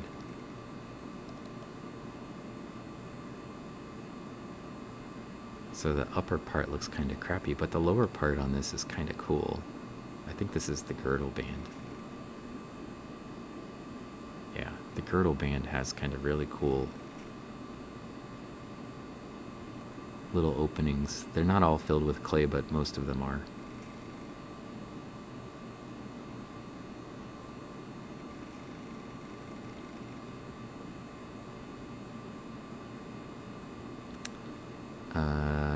Let's see. I'm just going to continue to sort of roll around in this slide looking at whatever we come into, and keep in mind that we spent the entire time just looking at like one part of one slide, and actually put like 4 slides in that we could look at that for today that would be new.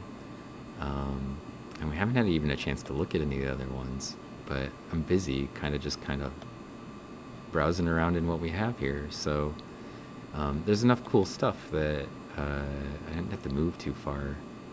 Here's an outsider. There's a foreign invader in the marine realm. This is a freshwater diatom. It's a Cymbella mexicana. The difference between when I look at a freshwater diatom and when I look at a marine diatom is I start spitting things out to species when it's a freshwater diatom. And when it's a marine one, I'm kind of like, well, it might be this thing. But this is definitely Cymbella mexicana, and there's the stigma that's in between the two proximal raphe ends, or right in the middle, basically. That's the whole group of mexicana and its allies have that structure, and then they have those really cool X and alphabet-shaped character areolae. This is the inside of one of those isthmia valves. This is probably just the girdle band. You can see how huge those things are. That's the areolae. I think I measured once the areolae on the isthmia were something like 2 microns in diameter. And then I was like, there's a diatom that's 2 microns in diameter that would fit right inside of one of those holes. Like a whole diatom inside of an areolae on another one. So... all right, let's see if I can find anything else. We'll just browse around a little bit and see what's here. This is a Cyra, some more isthmia fragments, a bunch of Datillum, Lithmodesmium, that's Ellerbeckia. This looks like an epithemia. Yeah, that's an epithemia. It's an internal view of an epithemia. It looks like maybe it's adnata because it's a freshwater diatom.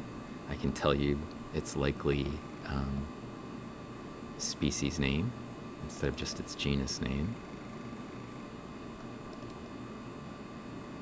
I actually think that epithemia are one of the prettier diatoms to look at from the outside.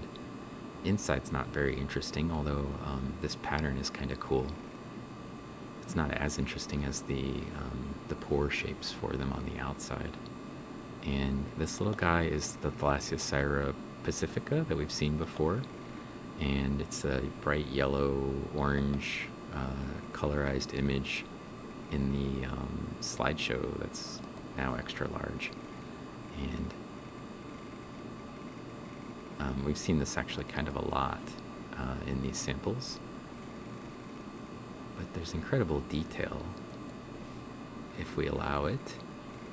So just as a quick note, it looks kind of blurry right now because I'm using beam intensity 10, which is what I use when I want to sort of zoom around and see things. And if I decrease the beam intensity, it makes the beam smaller, basically, or less area is highlighted by the electrons that are coming in that are hitting the sample. And so you'll see instantly when I do that, the resolution increases, and that actually lets us see a lot more of the detail when I do that. And in this particular diatom, there's a lot of structure on the actual surface of it to see. So this is what it looks like at beam intensity 10, and that's the same image. I haven't done anything except for change the beam intensity down to 7. And if I really wanted to get a nice high resolution image of this, I would lower it down to beam intensity 5. And you can see the level of detail increases every time I decrease the beam intensity because it's the size of the electron beam that's hitting it that's decreasing as well. So, and this might make a nice image by itself. So maybe we'll take a picture like this. Get the brightness and contrast settings going, and then we'll just snap a photo.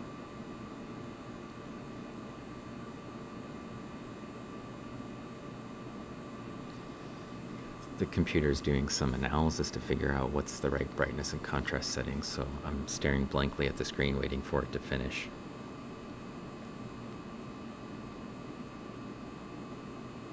And it seems like there's still a slight drift in it, but I don't think that it will matter.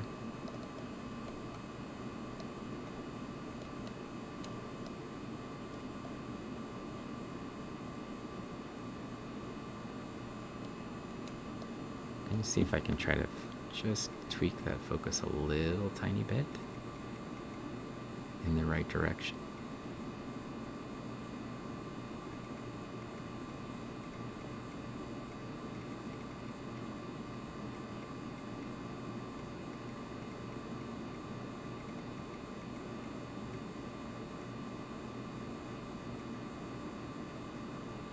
Something like this.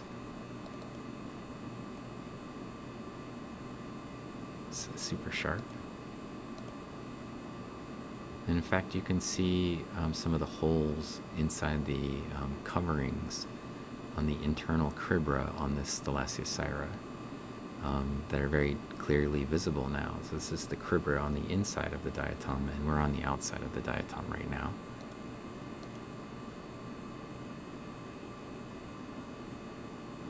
And I'm happy with that. So we'll just take a picture, and then I can come back to chat. Thalassius Cyra is cute, Epithemia is not. Epithemia is cute on the outside, just not on the inside. In planning stream for the first time on here this week. Oh, you're going to stream? Digital Quinley? The Quinley? Also, say hi to Devil and Mrs. J. Give her a follow.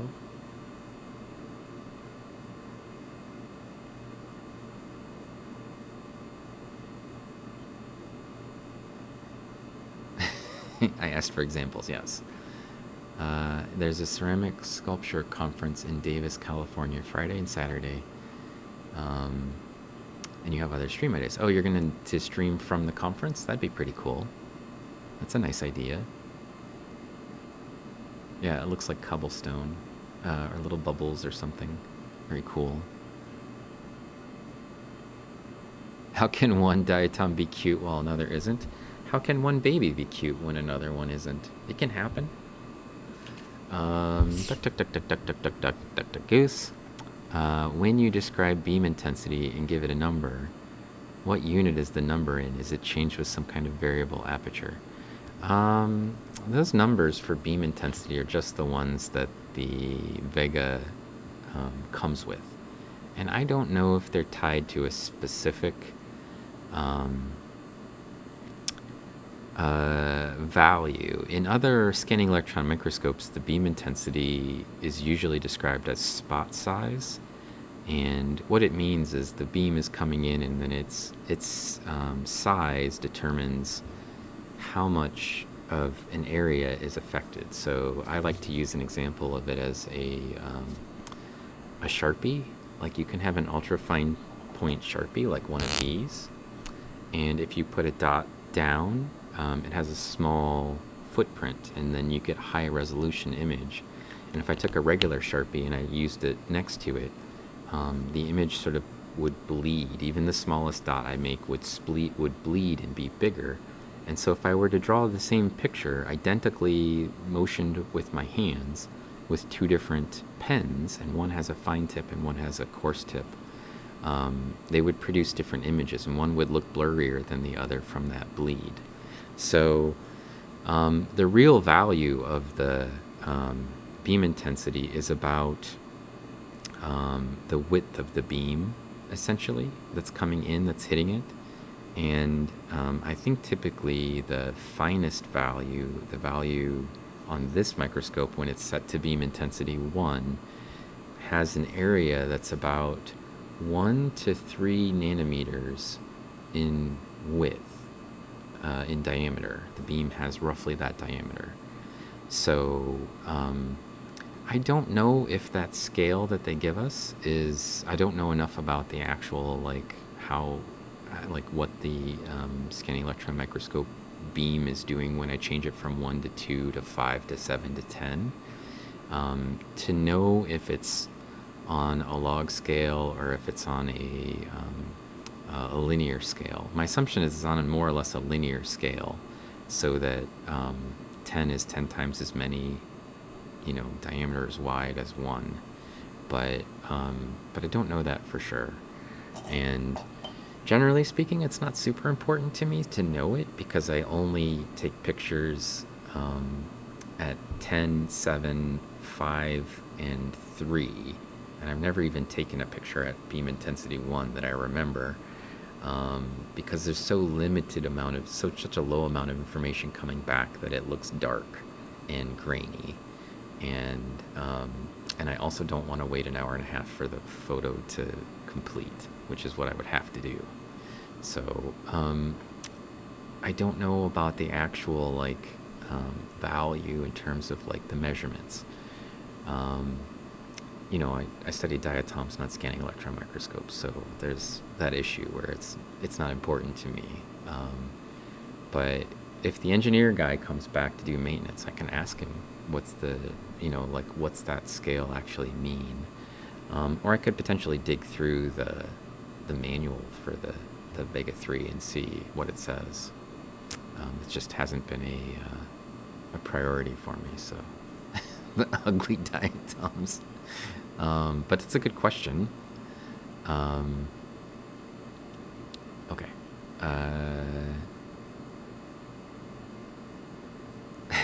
Looked up diatoms. They are plankton.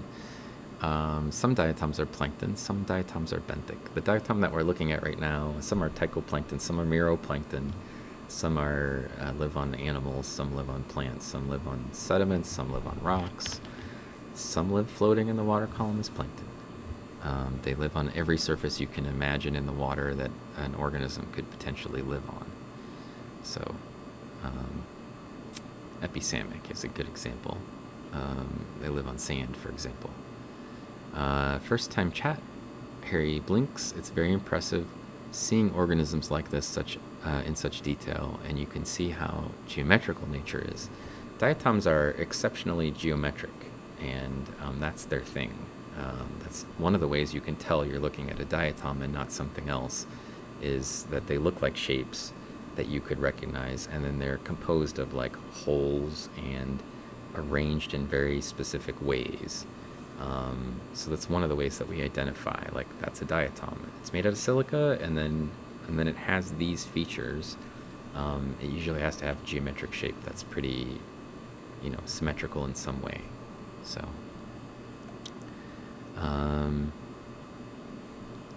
can you tell us a bit of diatoms in the tree of evolution? Do they have any notable children?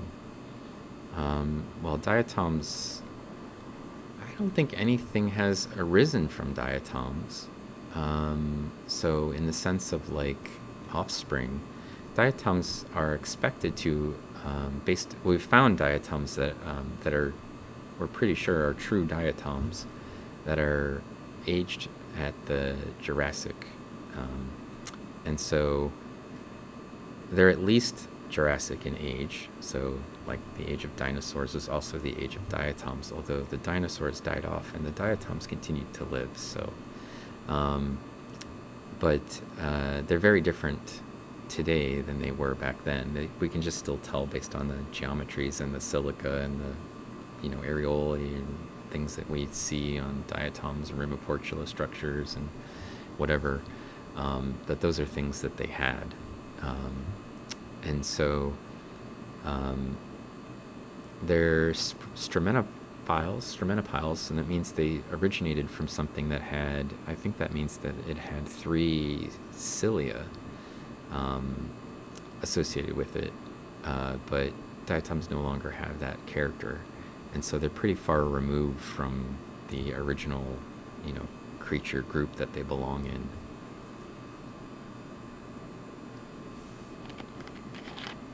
Yeah, diatoms their cell walls are silica. So we're looking at the skeleton, which is the cell wall, which is silica dioxide or opaline silica.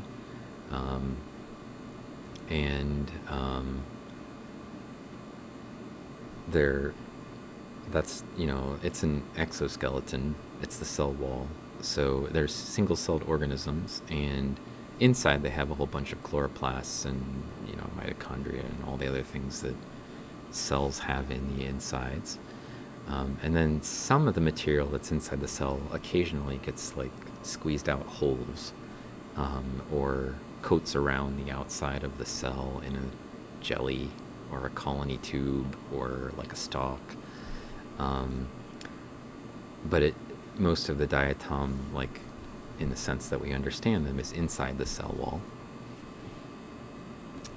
And then I mostly look at the skeletons of them. So if you start asking me a whole bunch of questions about like how the internal parts or the soft parts work, you're gonna get I don't know answers, mostly because I don't. I mostly look at the skeletons Nothing because is I'm a impossible. paleoecologist. Not if you can imagine I it. study fossil diatoms more frequently than living diatoms. These are the skeletons of recently dead diatoms, but more specifically, I look at them to try to reconstruct past lake environments and past climate as a result, and that's my primary focus. And then I also use diatoms and their taxonomic relationships to try to figure out how they evolved and what they evolved to and from within groups, over relatively long time scales, or occasionally under really short time scales.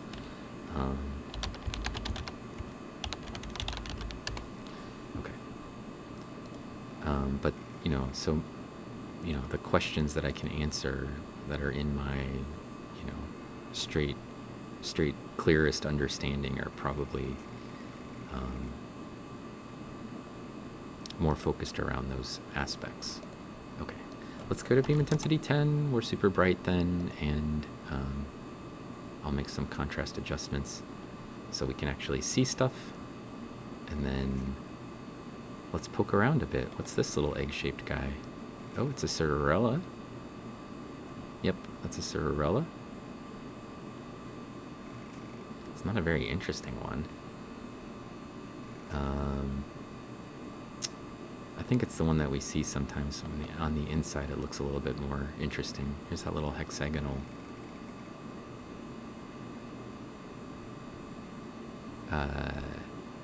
Cockneys that we saw earlier. And there's an external view of an Asteromphalus down there.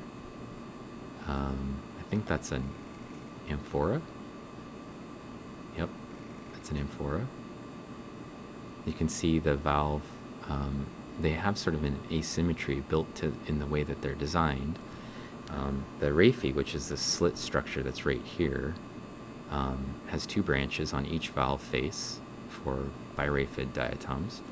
And for amphora, they have rather than having them diametrically opposite on valve faces, they have them on the ventral side, and both diatoms' ventral sides are together, which means they have sort of like, it's sort of like a turtle right now. It's on its shell, and then it can't crawl around in this position. But if you flipped it over so that these raphes were touching this SEM stub and it were living, it would actually be able to crawl around on that, on these raphe structures. Those are the sort of like little tank treads that they use benthic diatoms use to crawl around. So,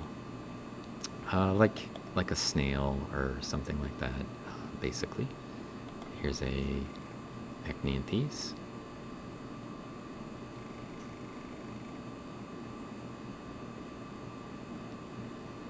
I'm convinced that earlier when I think it's this sample I was looking through, I saw a dinoflagellate, like a whole dinoflagellate just sitting there.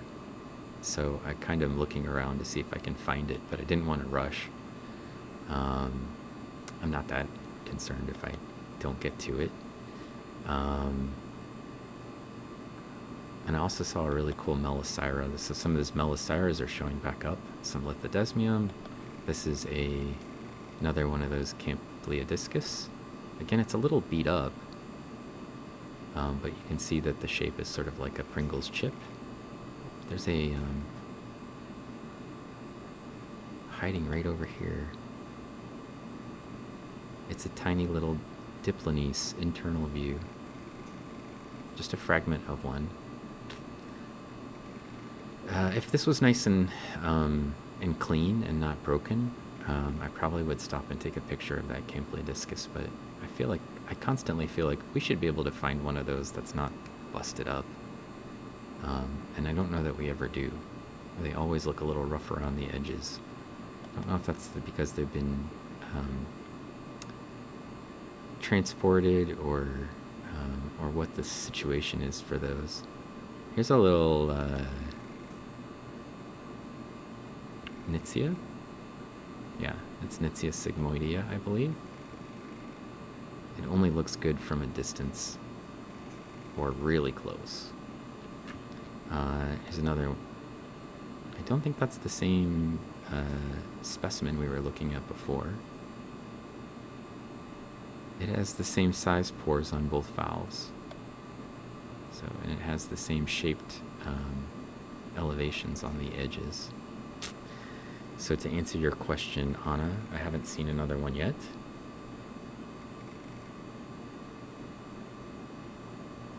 Like the one that we saw. There's another Basilaria though.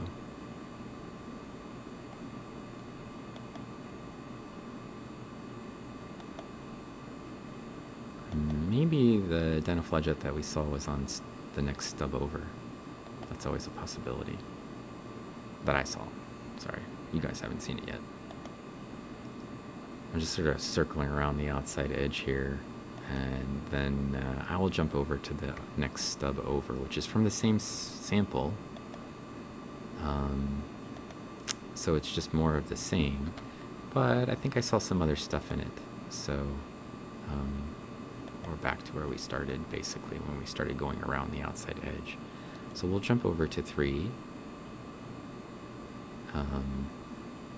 And see if I can find one of those little dinoflagellates hanging out. Noah's in one of these 2 samples. I should have taken a picture or marked the coordinates down, but I thought, oh, there's a couple of them in here that were pretty distinct, so I feel like I should be able to find them again. It's a Cirrella. I have a really nice one of those from the last time we streamed. That one's also pretty nice.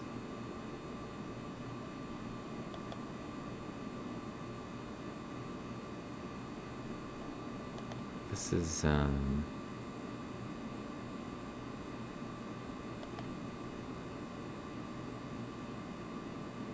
sure what that is actually. Maybe a Pseudonytzia?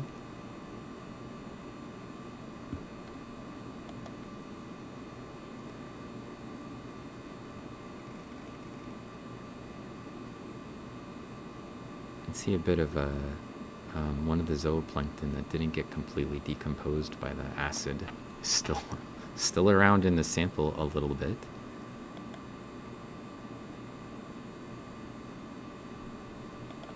I remember seeing this one and also wondering what the heck it was.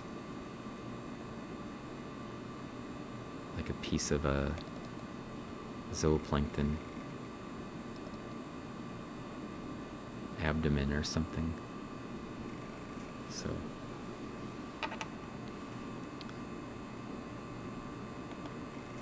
this diatom has crazy structure.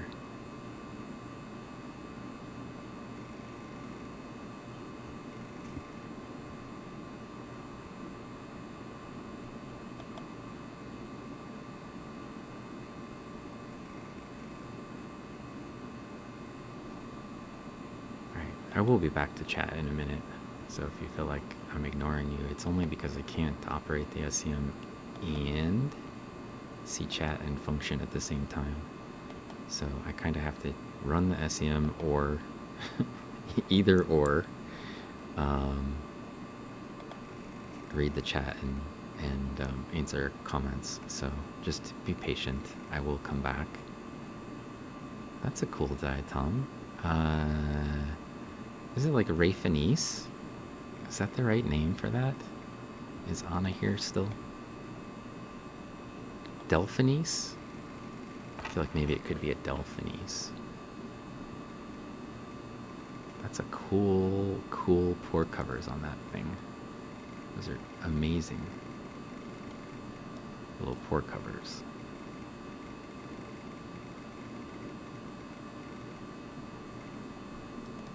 Okay, beam intensity.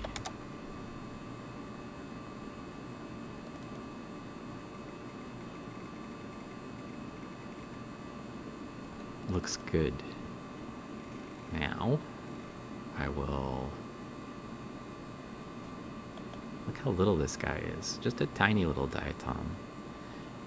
Let's see. We want like a 275? I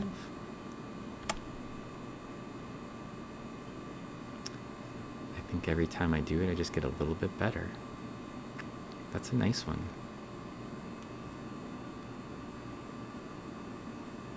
It's like one weird...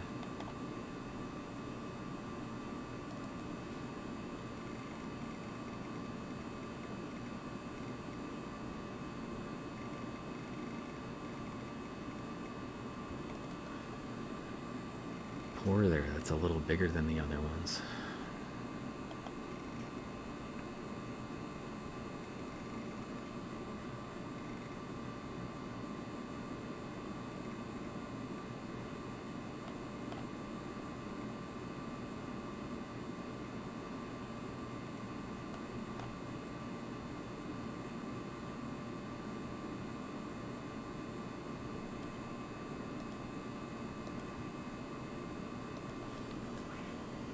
I found something that looks neat to me, so we're going to stop and take a picture of it.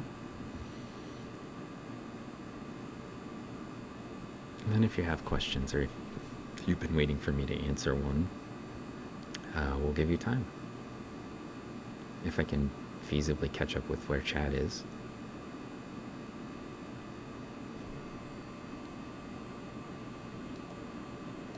Ready. Go.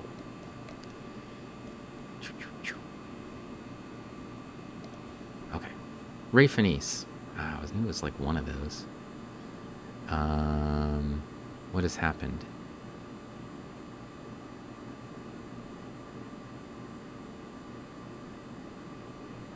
Mushroom Samba. Not in the Hail Mary style, hopefully.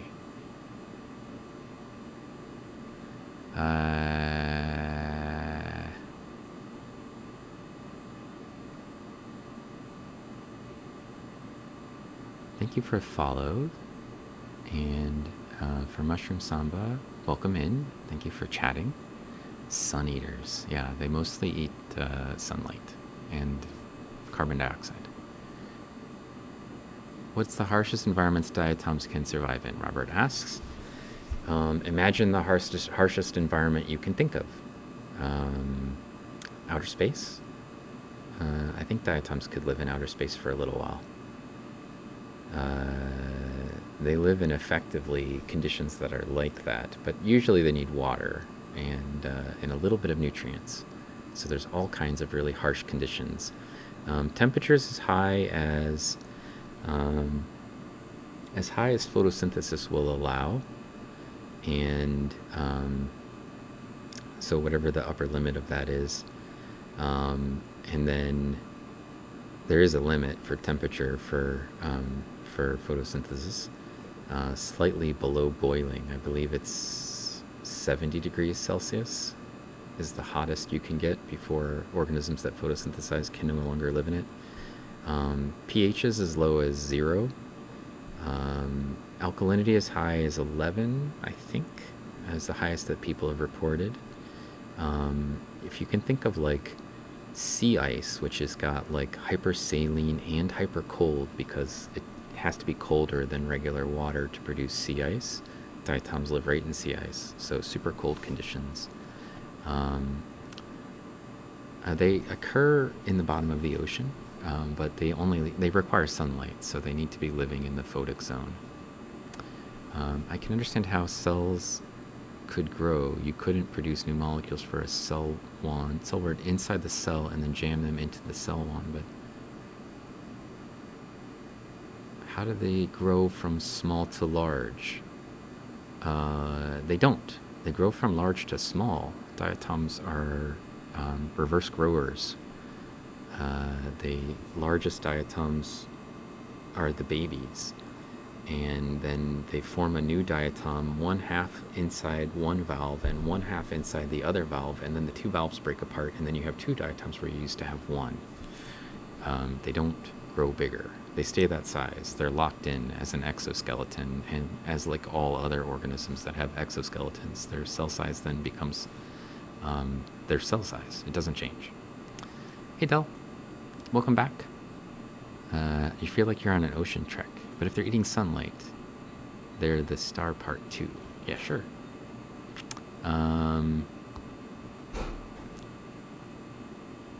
Let's see.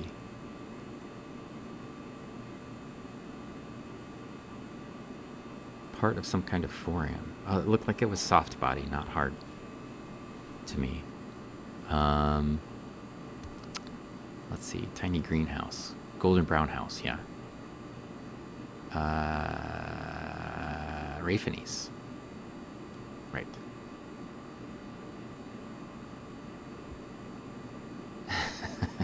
We don't need a scanner drive? Maybe we do.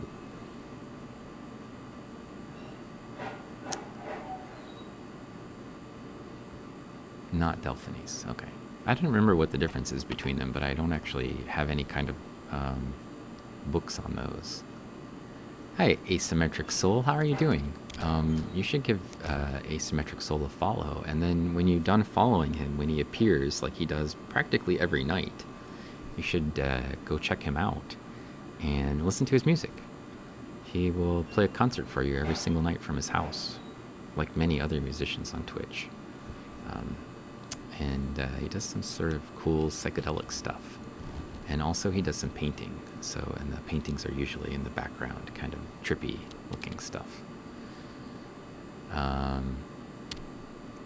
You just woke up. Wow. 4 o'clock.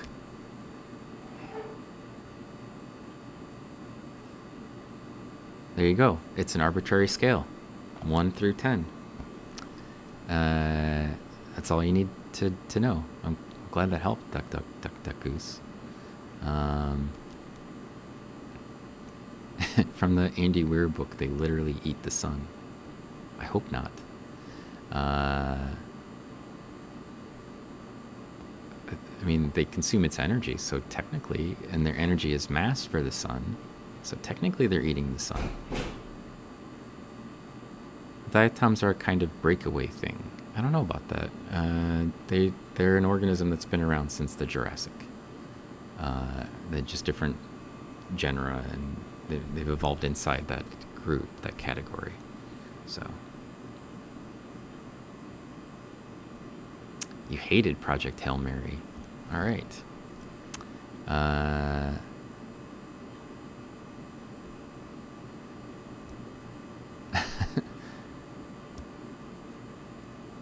Inside of a comet that orbits the sun, has there ever been an attempt to test to see if diatoms could live in such an environment?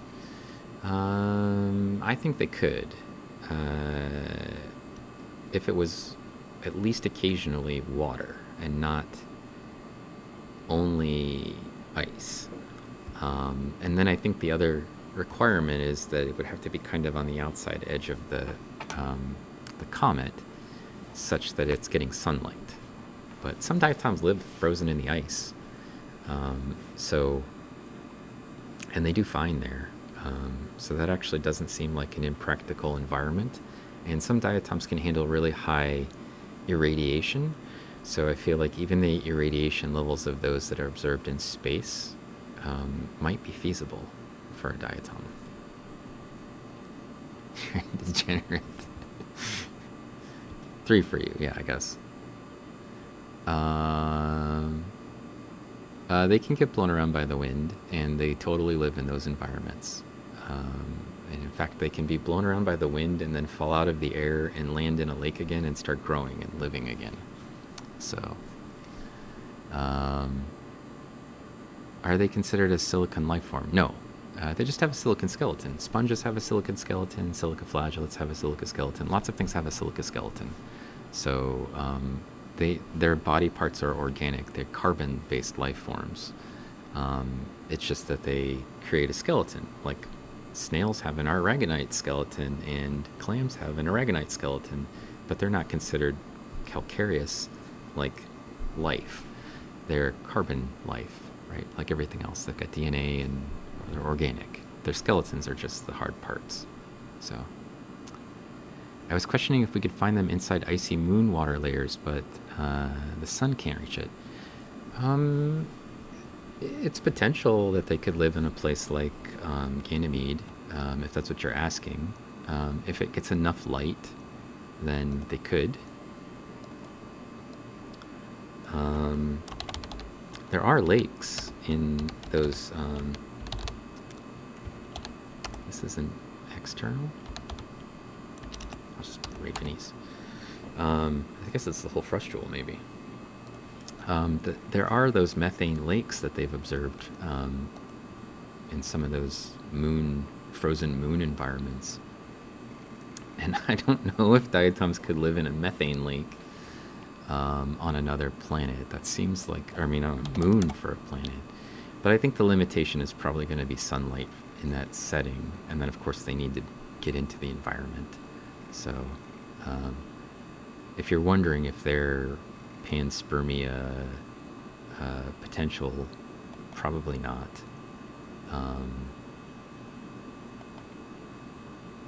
But they could be used to at least theoretically colonize environments in the right conditions. I would say you'd want to send something else in first to try to get it to liquid water, and then send the diatoms and whatever else you want to use to try to colonize whatever planet, moon, whatever you like. So I would recommend that we send there's a lichen, I think, that can easily handle super high levels of irradiation, and has been growing in places like spaceships, or satellites outside, where the International Space Station, for example, has a lichen that they grew outside the spaceship for a while, and it survived. And so I think that would be a good starting point. There's a little tiny Odentella with this little tiny straight arms sticking out from its face like that. I think that would probably be a better starting point than Good diatoms, news, everyone! But I feel like once you get it somewhat established, you probably could pull the diatoms in. It's an Asteromphalus. It's the external view. Earlier, at the very start of the stream, we started looking at it from an internal view. And we saw these little tiny shapes associated with the pores. Here you can see what they look like on the actual external part of that organism. And then how lumpy the outside of this diatom is. It's a very lumpy diatom. The rays that come out from the center have like a sag between them on the valve face.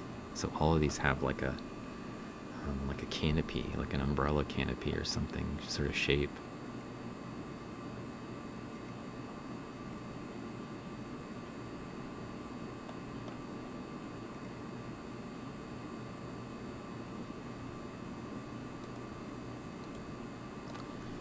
Going to see if I can fix the brightness and contrast settings, and then probably should have done the beam intensity first and not second, but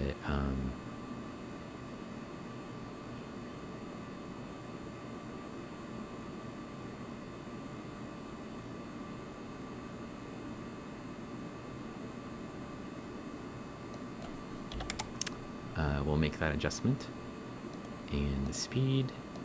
And then we'll take a picture of this Asteromphalus, which is where we started with an Asteromphalus, but we were looking at the inside of a valve. And here we're looking at the outside of a valve. And that'll let me come right back to chat so I don't have a huge gap again like we did last 10 minutes or whatever. Built up a giant backlog that I have to kind of work my way through to figure out what everybody's been talking about. And then, let's see, it's 4:20. So hopefully we'll be done by 5 o'clock ish. Maybe a little before then. This is nice. Image quality is looking sharp. Do this. Okay. Commander Shafard, hello.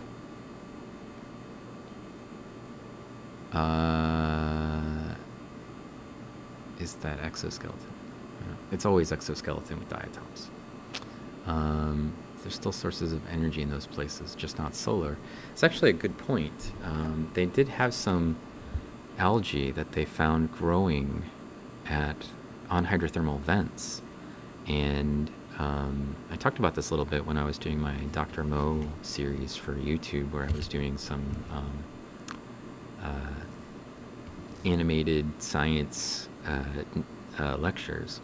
But in the hydrothermal vents themselves, the Earth gives off infrared light, and sometimes you can get enough infrared light out of those hydrothermal vents to actually allow organisms to do photosynthesis, not chemosynthesis, but photosynthesis from that infrared light. And they found living algae down there that are photosynthetic, that were growing in hydrothermal vents, which I found fascinating, because if you're thinking about a space environment where you might not have sunlight, you could still potentially have energy in the form of infrared energy coming off of hot places, and it might be enough for some organisms to thrive in those settings. Probably not a great starting place for organisms to thrive in those settings, because it's got a lot of other stressors to overcome. But if you've already got something established where you can grow in infrared light, there you go.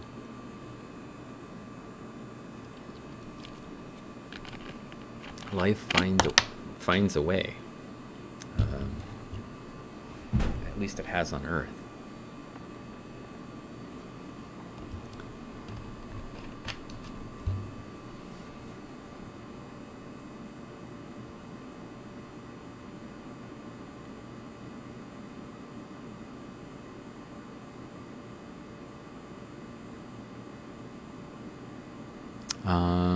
When humans are gone and the Earth is consumed by the sun, you're talking about like billions of years into the future, diatoms won't still be around.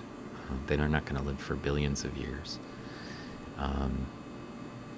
That seems unlikely as a group, but there's some really tough organisms that have been around through a lot of serious catastrophes. Being consumed by the sun is not one of them. I don't think anything's going to live through that.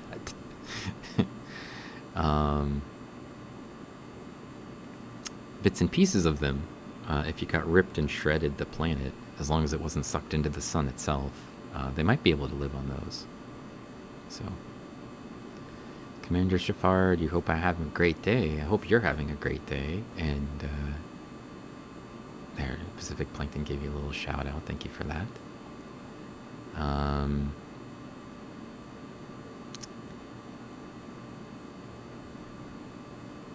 It's 4:20. Yeah, it was. Good observation, Commander Shafard. Asteromphalus. External. One day I should learn which Asteromphalus that is.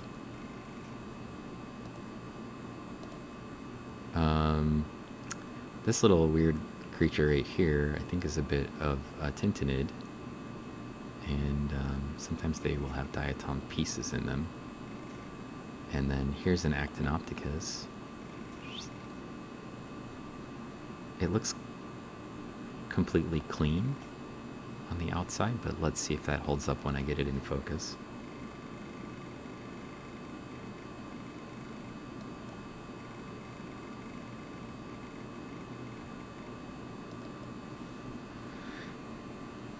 A lot of times they're just covered with junk.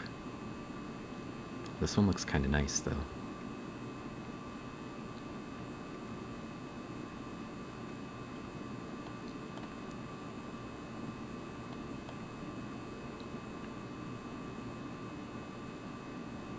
let's slow it down and take a look.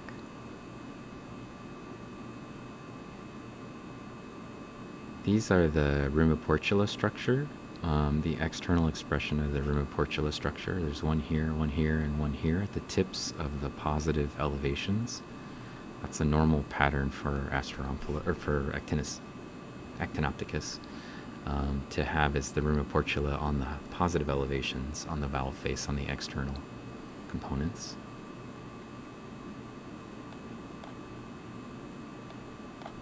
Sorry, my picture was a little off center. It's bugging me.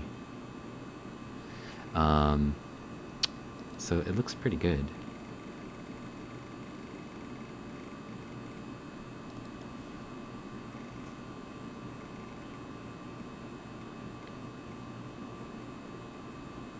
This is the same as the little red one, I think. Maybe even the same species as the little red one that's the emote for the channel. Red and orange one.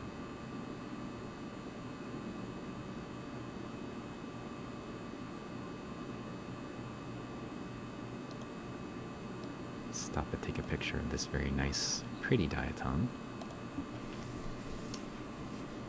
Blue Booger. If they made a horror movie similar to Jaws called Diatoms Attack, who would play you? Tom Cruise, Chris Evans, Chris Helmsworth, or The Rock? Are those my only choices? Could I get like, let me think. Like Chris Pratt? Or, I mean, would you stick with all Chris's? I don't know.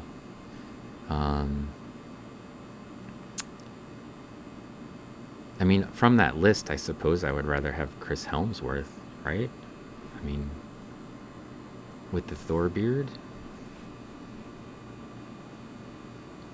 But, I don't know, I feel like there should be somebody a lot scrawnier and brainier involved to play me.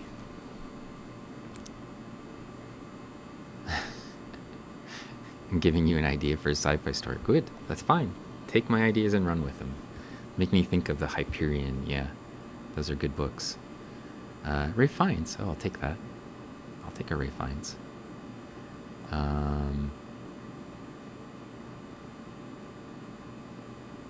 want to believe there's life swimming in the sun right now? Well, it'll be a very weird type of life. They only come out at night. I don't think the sun works like that, Blue Booger. I'm not positive, but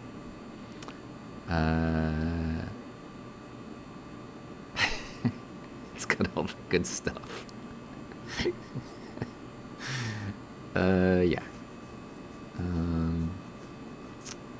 Imagine all of the undiscovered life on the underside of the flat Earth. It's a good point. We should just drill down there sometime. I mean, if it's flat, do we know roughly how thick it is? I feel like we should just drill through, right? We ought to be able to just drill through. I'm curious how thick it is.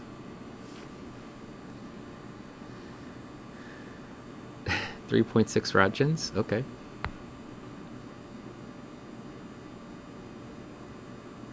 Oh, Mark Ruffalo. That's a good one. That's an incredible hulky goodness right there. Will Wheaton.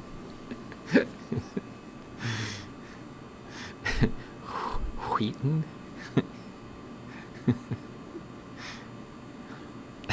Oh, there's a turtle. There's a turtle on the other side. Okay. It's only one gigantic turtle thick. I didn't realize there was a turtle in there. Or we're on a turtle. You know, there's diatoms that live on turtles. Just saying. This is Actinopticus.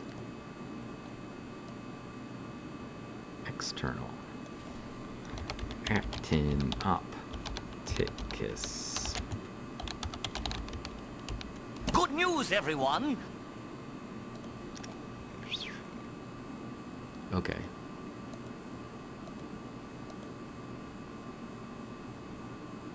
A very reluctant Hulk, Mark Ruffalo, would be great. I like that one. That's a good choice. Hey, look at these weird things. What's going on up here? Okay. Speed 4, beam intensity 10. I don't know what this is. This is a Pacific plankton question. What's this little thing? Grass pollen? Also, I don't know what these things are. What's going on here? What the heck? They're diatoms, and they're in a little sack. Like a whole little sack of them.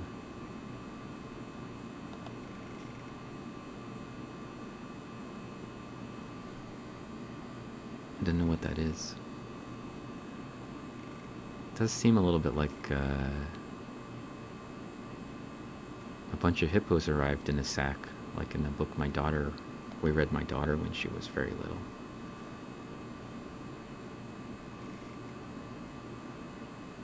I can't see them because they're stuck in the sack.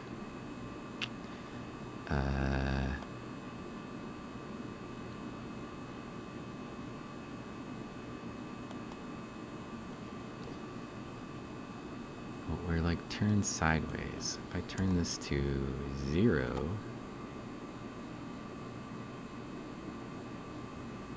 and then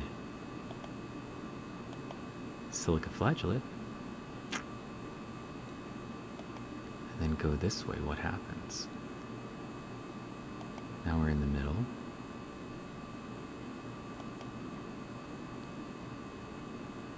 Aha! Here's something new. It's not that new. That's a Cylindrotheca. We saw one of those in the last stream. It's one of the ones without the ends being bent. It's a little Cylindrotheca right there. And silica flagellate. Rhizosolenius.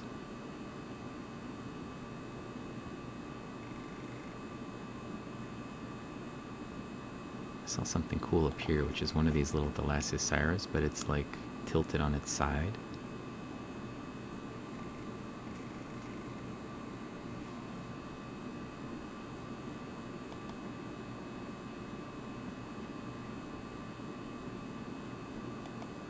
Some sort of zooplankton, what's left of it.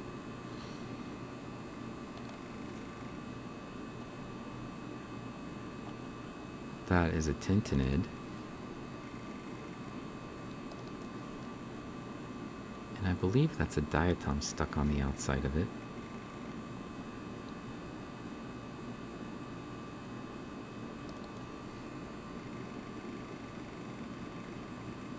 Yep. Definitely a diatom. Those are valve face photoportula.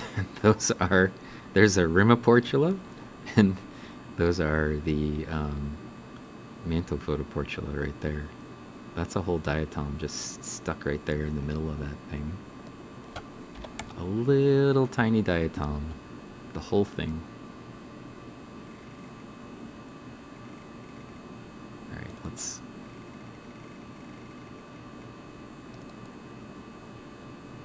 It's like a little...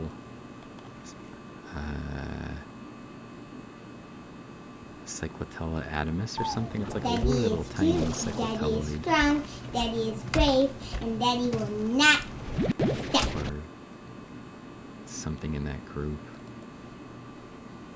I guess it could be at Thalassius Cyra. It's got two little holes on the valve face. Just stuck right there. This will look good bedazzled onto the outside of my house. Right? Right there.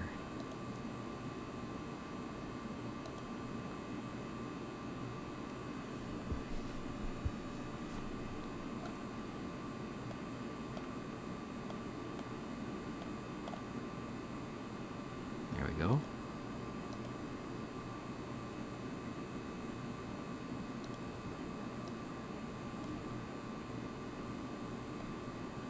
Diatoms make great decoration.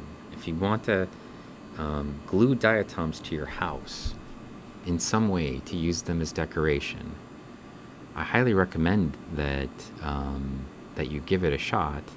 And if you really, really wanted to glue some, or maybe not glue it, but some slightly less permanent form of diatom that you stick to the outside or inside of your house, just go to my Redbubble site, buy yourself some diatom gear, and you can get stuff as like giant pictures if you want, and then just glue them to your walls.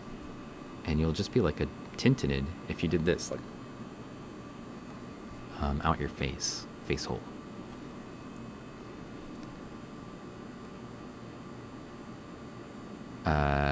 Let's see. Well, we finally got a follow from Mushroom Samba after they'd been here for like an hour. They put up with for an hour with this, and then they finally were like, I guess I could follow. Every time the turtle takes a step, we have an earthquake. Okay.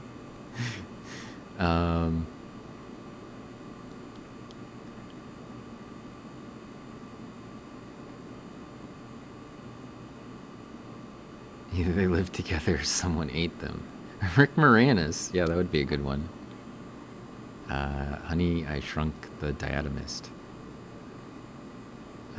Joseph Radio Joe, hello.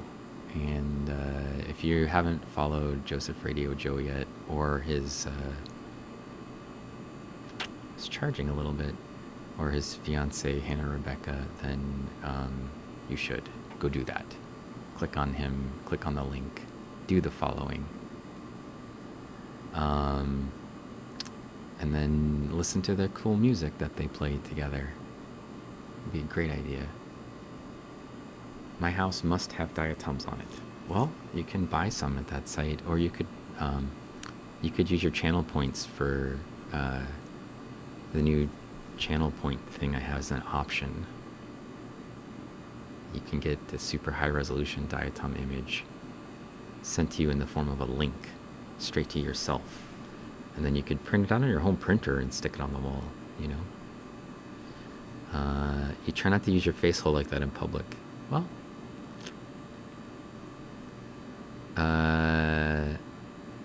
let's see. Fluorescent diatom drawings on the room ceiling. Sounds cool. Yeah, do the following thing.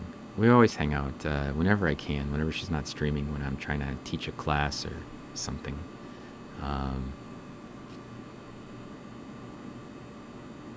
You see a rewind the stream link. Oh, that's cool. Yeah, and they sing a song. Sometimes Hannah will sing us about diatoms. I think it's the only place you can actually get diatom-based songs on Twitch. So until I write songs and start playing them, I feel like it's the only place you're going to get it. So if you felt like that was missing from your life, Tintinid with diatom charged. It's my new art piece right there. I don't know if I can fix the charging issue, but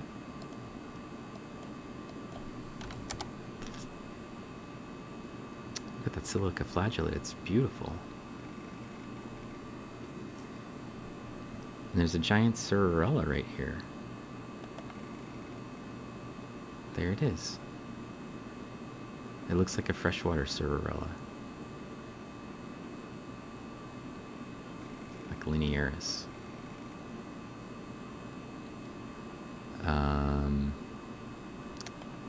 I never even got to that other sample. And I don't think it's going to happen based on where we are and how much time is left. But I am still hoping that I will magically find some of those dinoflagellates that I saw earlier, that I'm convinced are in this sample. It's another Asteromphalus.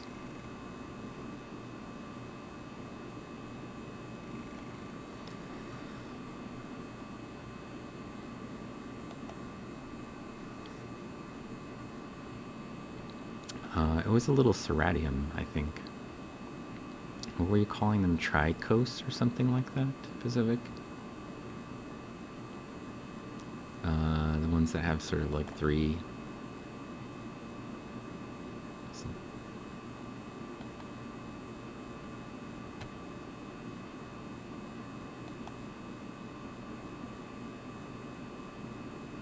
There's a weird little nest of spines that are all together up here.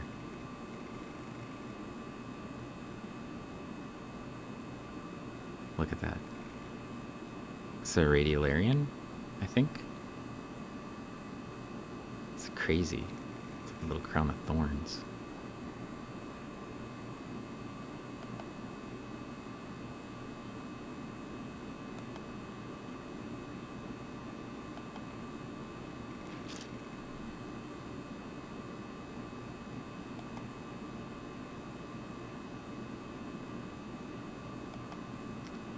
Oh, uh-oh.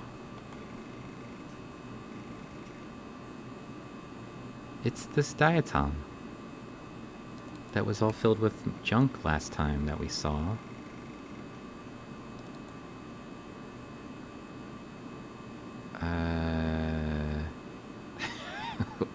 Where's the valve face?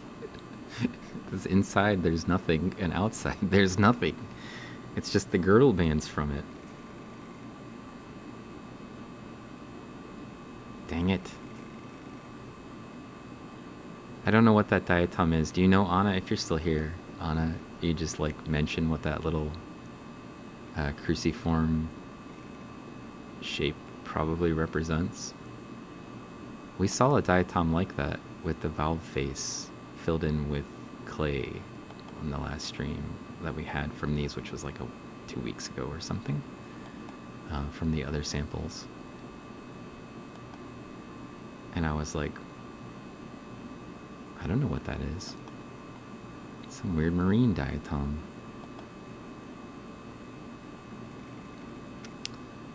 And we never figured it out as far as I know. And we didn't see any other versions of it that were like, you know, reasonably not covered with junk. This thing? I don't think that's a 4am. We did see that though.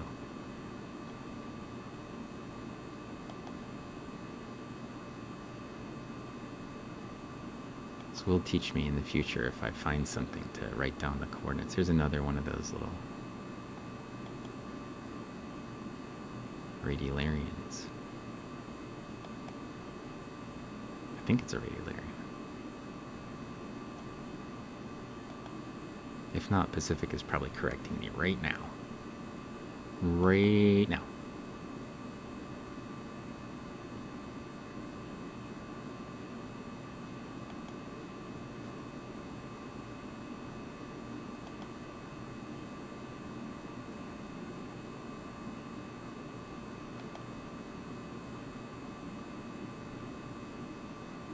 There's a radiolarian for sure.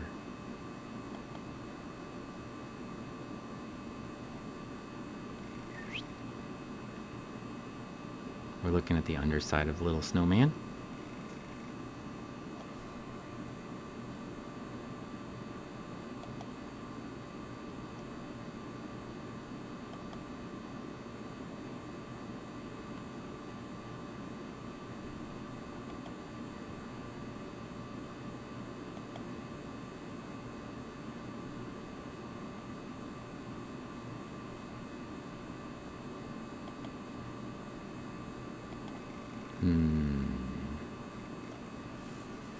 Okay, let's look around just a little bit more.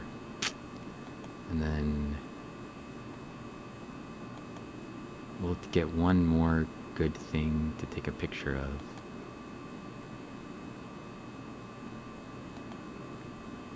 I suppose it's possible that the dinoflagellates were on the other set of slides that I have in here, and I've just misremembered them as being in these ones. Totally feasible.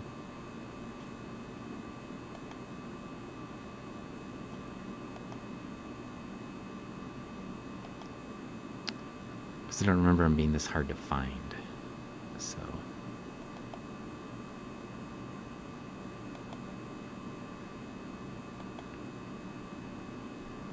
And I actually found like multiple dinoflagellates, not just one. So I'm presuming it's on the other stub. So we can go glance at it and see.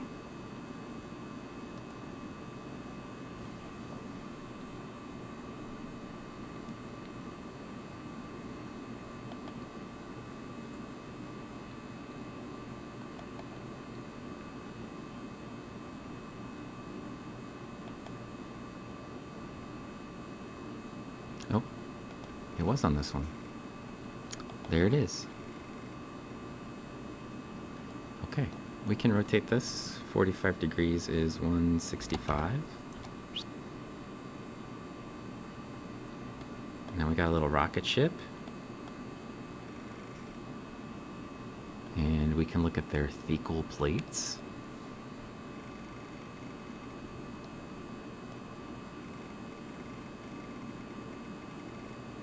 This little dinoflagellate made it through all of my nasty nitric acid. Somehow does not care that I doused the entire sample in nitric acid. It was just like, do your worst. And then when I did, it was like not a big deal for it.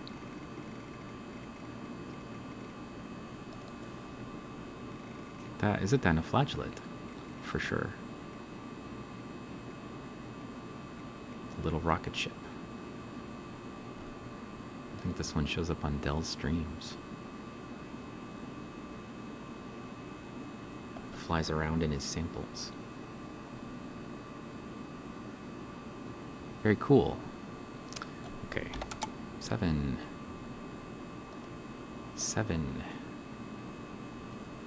Brightness and contrast.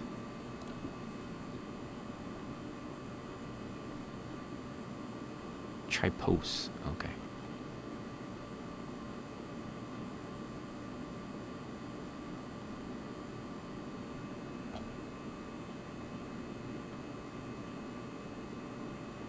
It's a tiny hedgehog.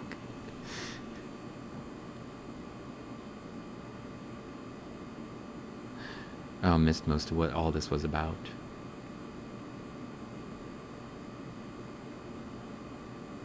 Yeah, it's processed in nitric acid. I'm positive I did it. It was me doing it. So, and then the ones that are prepped that aren't in nitric acid are very clay rich. They're very covered in clay still. So, it's definitely not those. And both of those are the same way. They got like salts and stuff in them because they didn't get rinsed enough. So I'm sure how it made it through, but there are actually multiple dinoflagellates that made it through the nitric acid. So Furca means fork. Not on Dell's. This is definitely marine. Okay.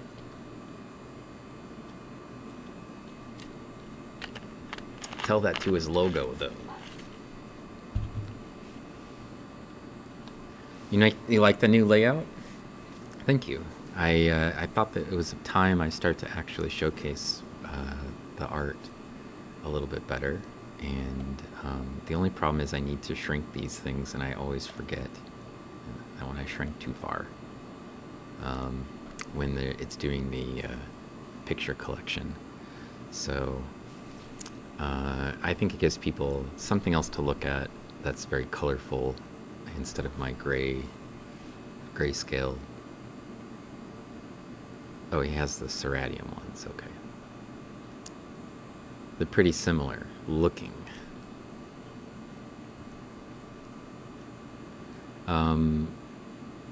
So dinoflagellates have two little whips that they use to get around, and always one of them goes in some sort of furrow that goes around the waist of the dinoflagellate, and so you can see that furrow very clearly right here. You can see it in the light microscope pretty easily. We're only at about 3,000 times magnification. So about 3 times bigger than you can see in the best light microscopes. But typically when you see these on like Dell or Pacific Plankton streams, they are at 400 times magnification or less. So we're a lot closer than that. And then they have a little whip-like tail that comes out here that they use for propulsion. This one I think is used for like turning, and the one in the back is used for power. At least that's the way I perceive them. So,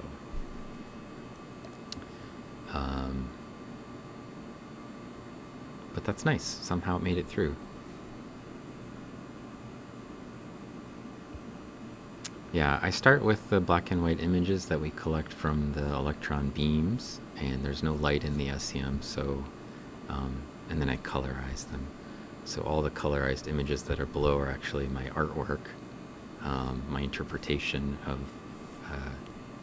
the image. They're not meant to look like they're actual colors in real life. They're meant to look like entertaining for people. So please don't come away thinking that that is actually the color of the organism.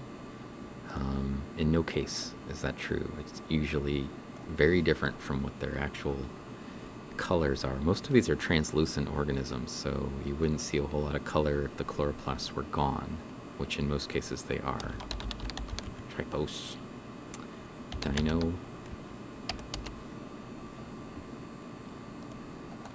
Clearly it was in this sample. So this is from the following week. The sample is October 12th.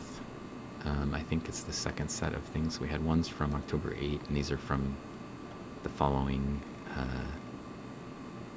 collection that Pacific Plankton did. These are from her materials, and she sent me a sample after she was done with it. Once she'd extracted as much life out of it as she could, then we sentenced them to death in the SEM.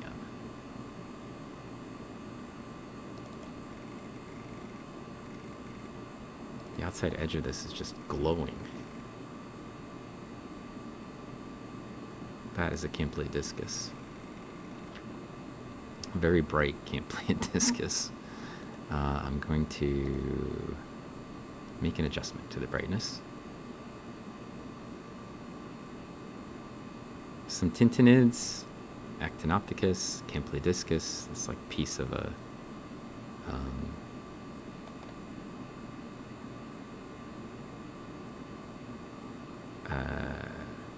probably a copepod. A piece of Isthmia, which is one of the diatoms in our emote collection, and I think these are Cyra. Yep, those are Cyra. This with the valve face joined together with its sibling. This is actually a really nice image. You don't usually see them hooked together in the SEM like this. So probably this will be the last picture that we'll collect. And before you all joined me, I was looking at some Cyra, and they are easily one of the most boring diatoms in the light microscope. They look like nothing. They look completely like an empty pill capsule. And then I always think in the scanning electron microscope, their beauty is revealed. They are stunning to me in the scanning electron microscope, especially considering how boring they are in the light microscope. It's like, what happened? All of this detail just turns into a blob in the light microscope. And all this sort of cool structure that you can see is just not even visible. So, they have really intricate spines all over them, and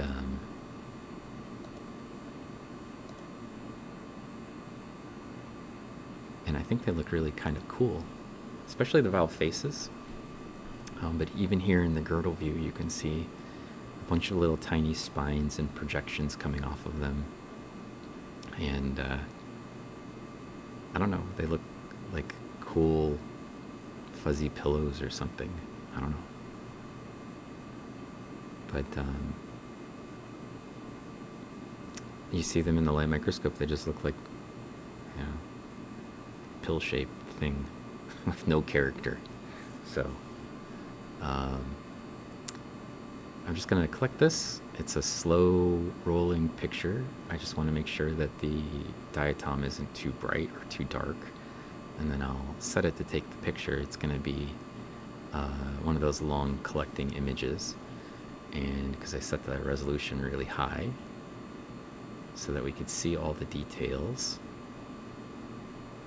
And it looks like it's going to be fine to me. So as long as it doesn't charge up, I think it'll be a great photo. And set it to go. All right, and I've been streaming for a while. We started at 2, it's almost 5.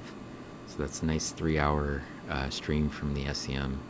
And then, as I mentioned, we'll try to do something later this week. We'll see what happens. I want to thank everybody for asking great questions and for hanging out in the chat with me, and for Pacific Plankton for moderating the chat as usual. Doing a great job of handling all of the shouting out and answering questions when I'm busy, not looking at the screen, and unable to answer things. Oh, and I just got a subscription from Radio Joseph, so thank you, Radio Joseph. And we got follows from Mushroom Samba and Dax AR from DayTRDR. We got a raid from CosmoQuest that brought some people in. Pacific Plankton used some of her points for googly eyes. We got some anonymous cheers. We got a cheer from Pacific Plankton. We got a subscription from Corkboard. We got a mustachio 3 hours ago from Headshot Specialist. So a bunch of great activity. And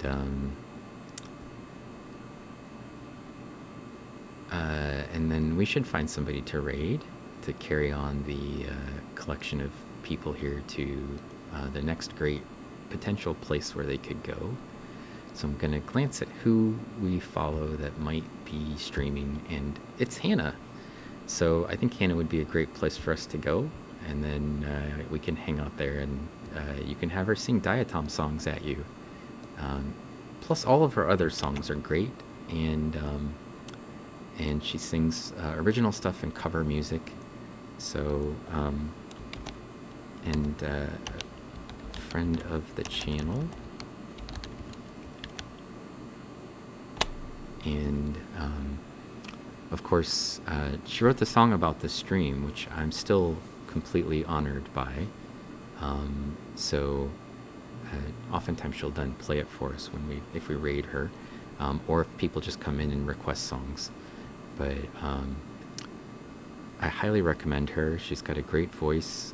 She just is willing to learn songs. She doesn't do a lot of live learn stuff on stream, but if you go to her Discord, she'll definitely learn songs that people request. And it's great to be able to raid from here directly into there, so we can go raid a music. Sometimes we raid art, sometimes we raid a music, sometimes we raid a science. Today we're gonna raid a music. So I hope you stick around and that you give her a follow, and maybe request some songs from her song list. And maybe we can also force Radio Joseph to come out and have a tambourine shaken in his face. So that'll be good. We'll raid a music, right?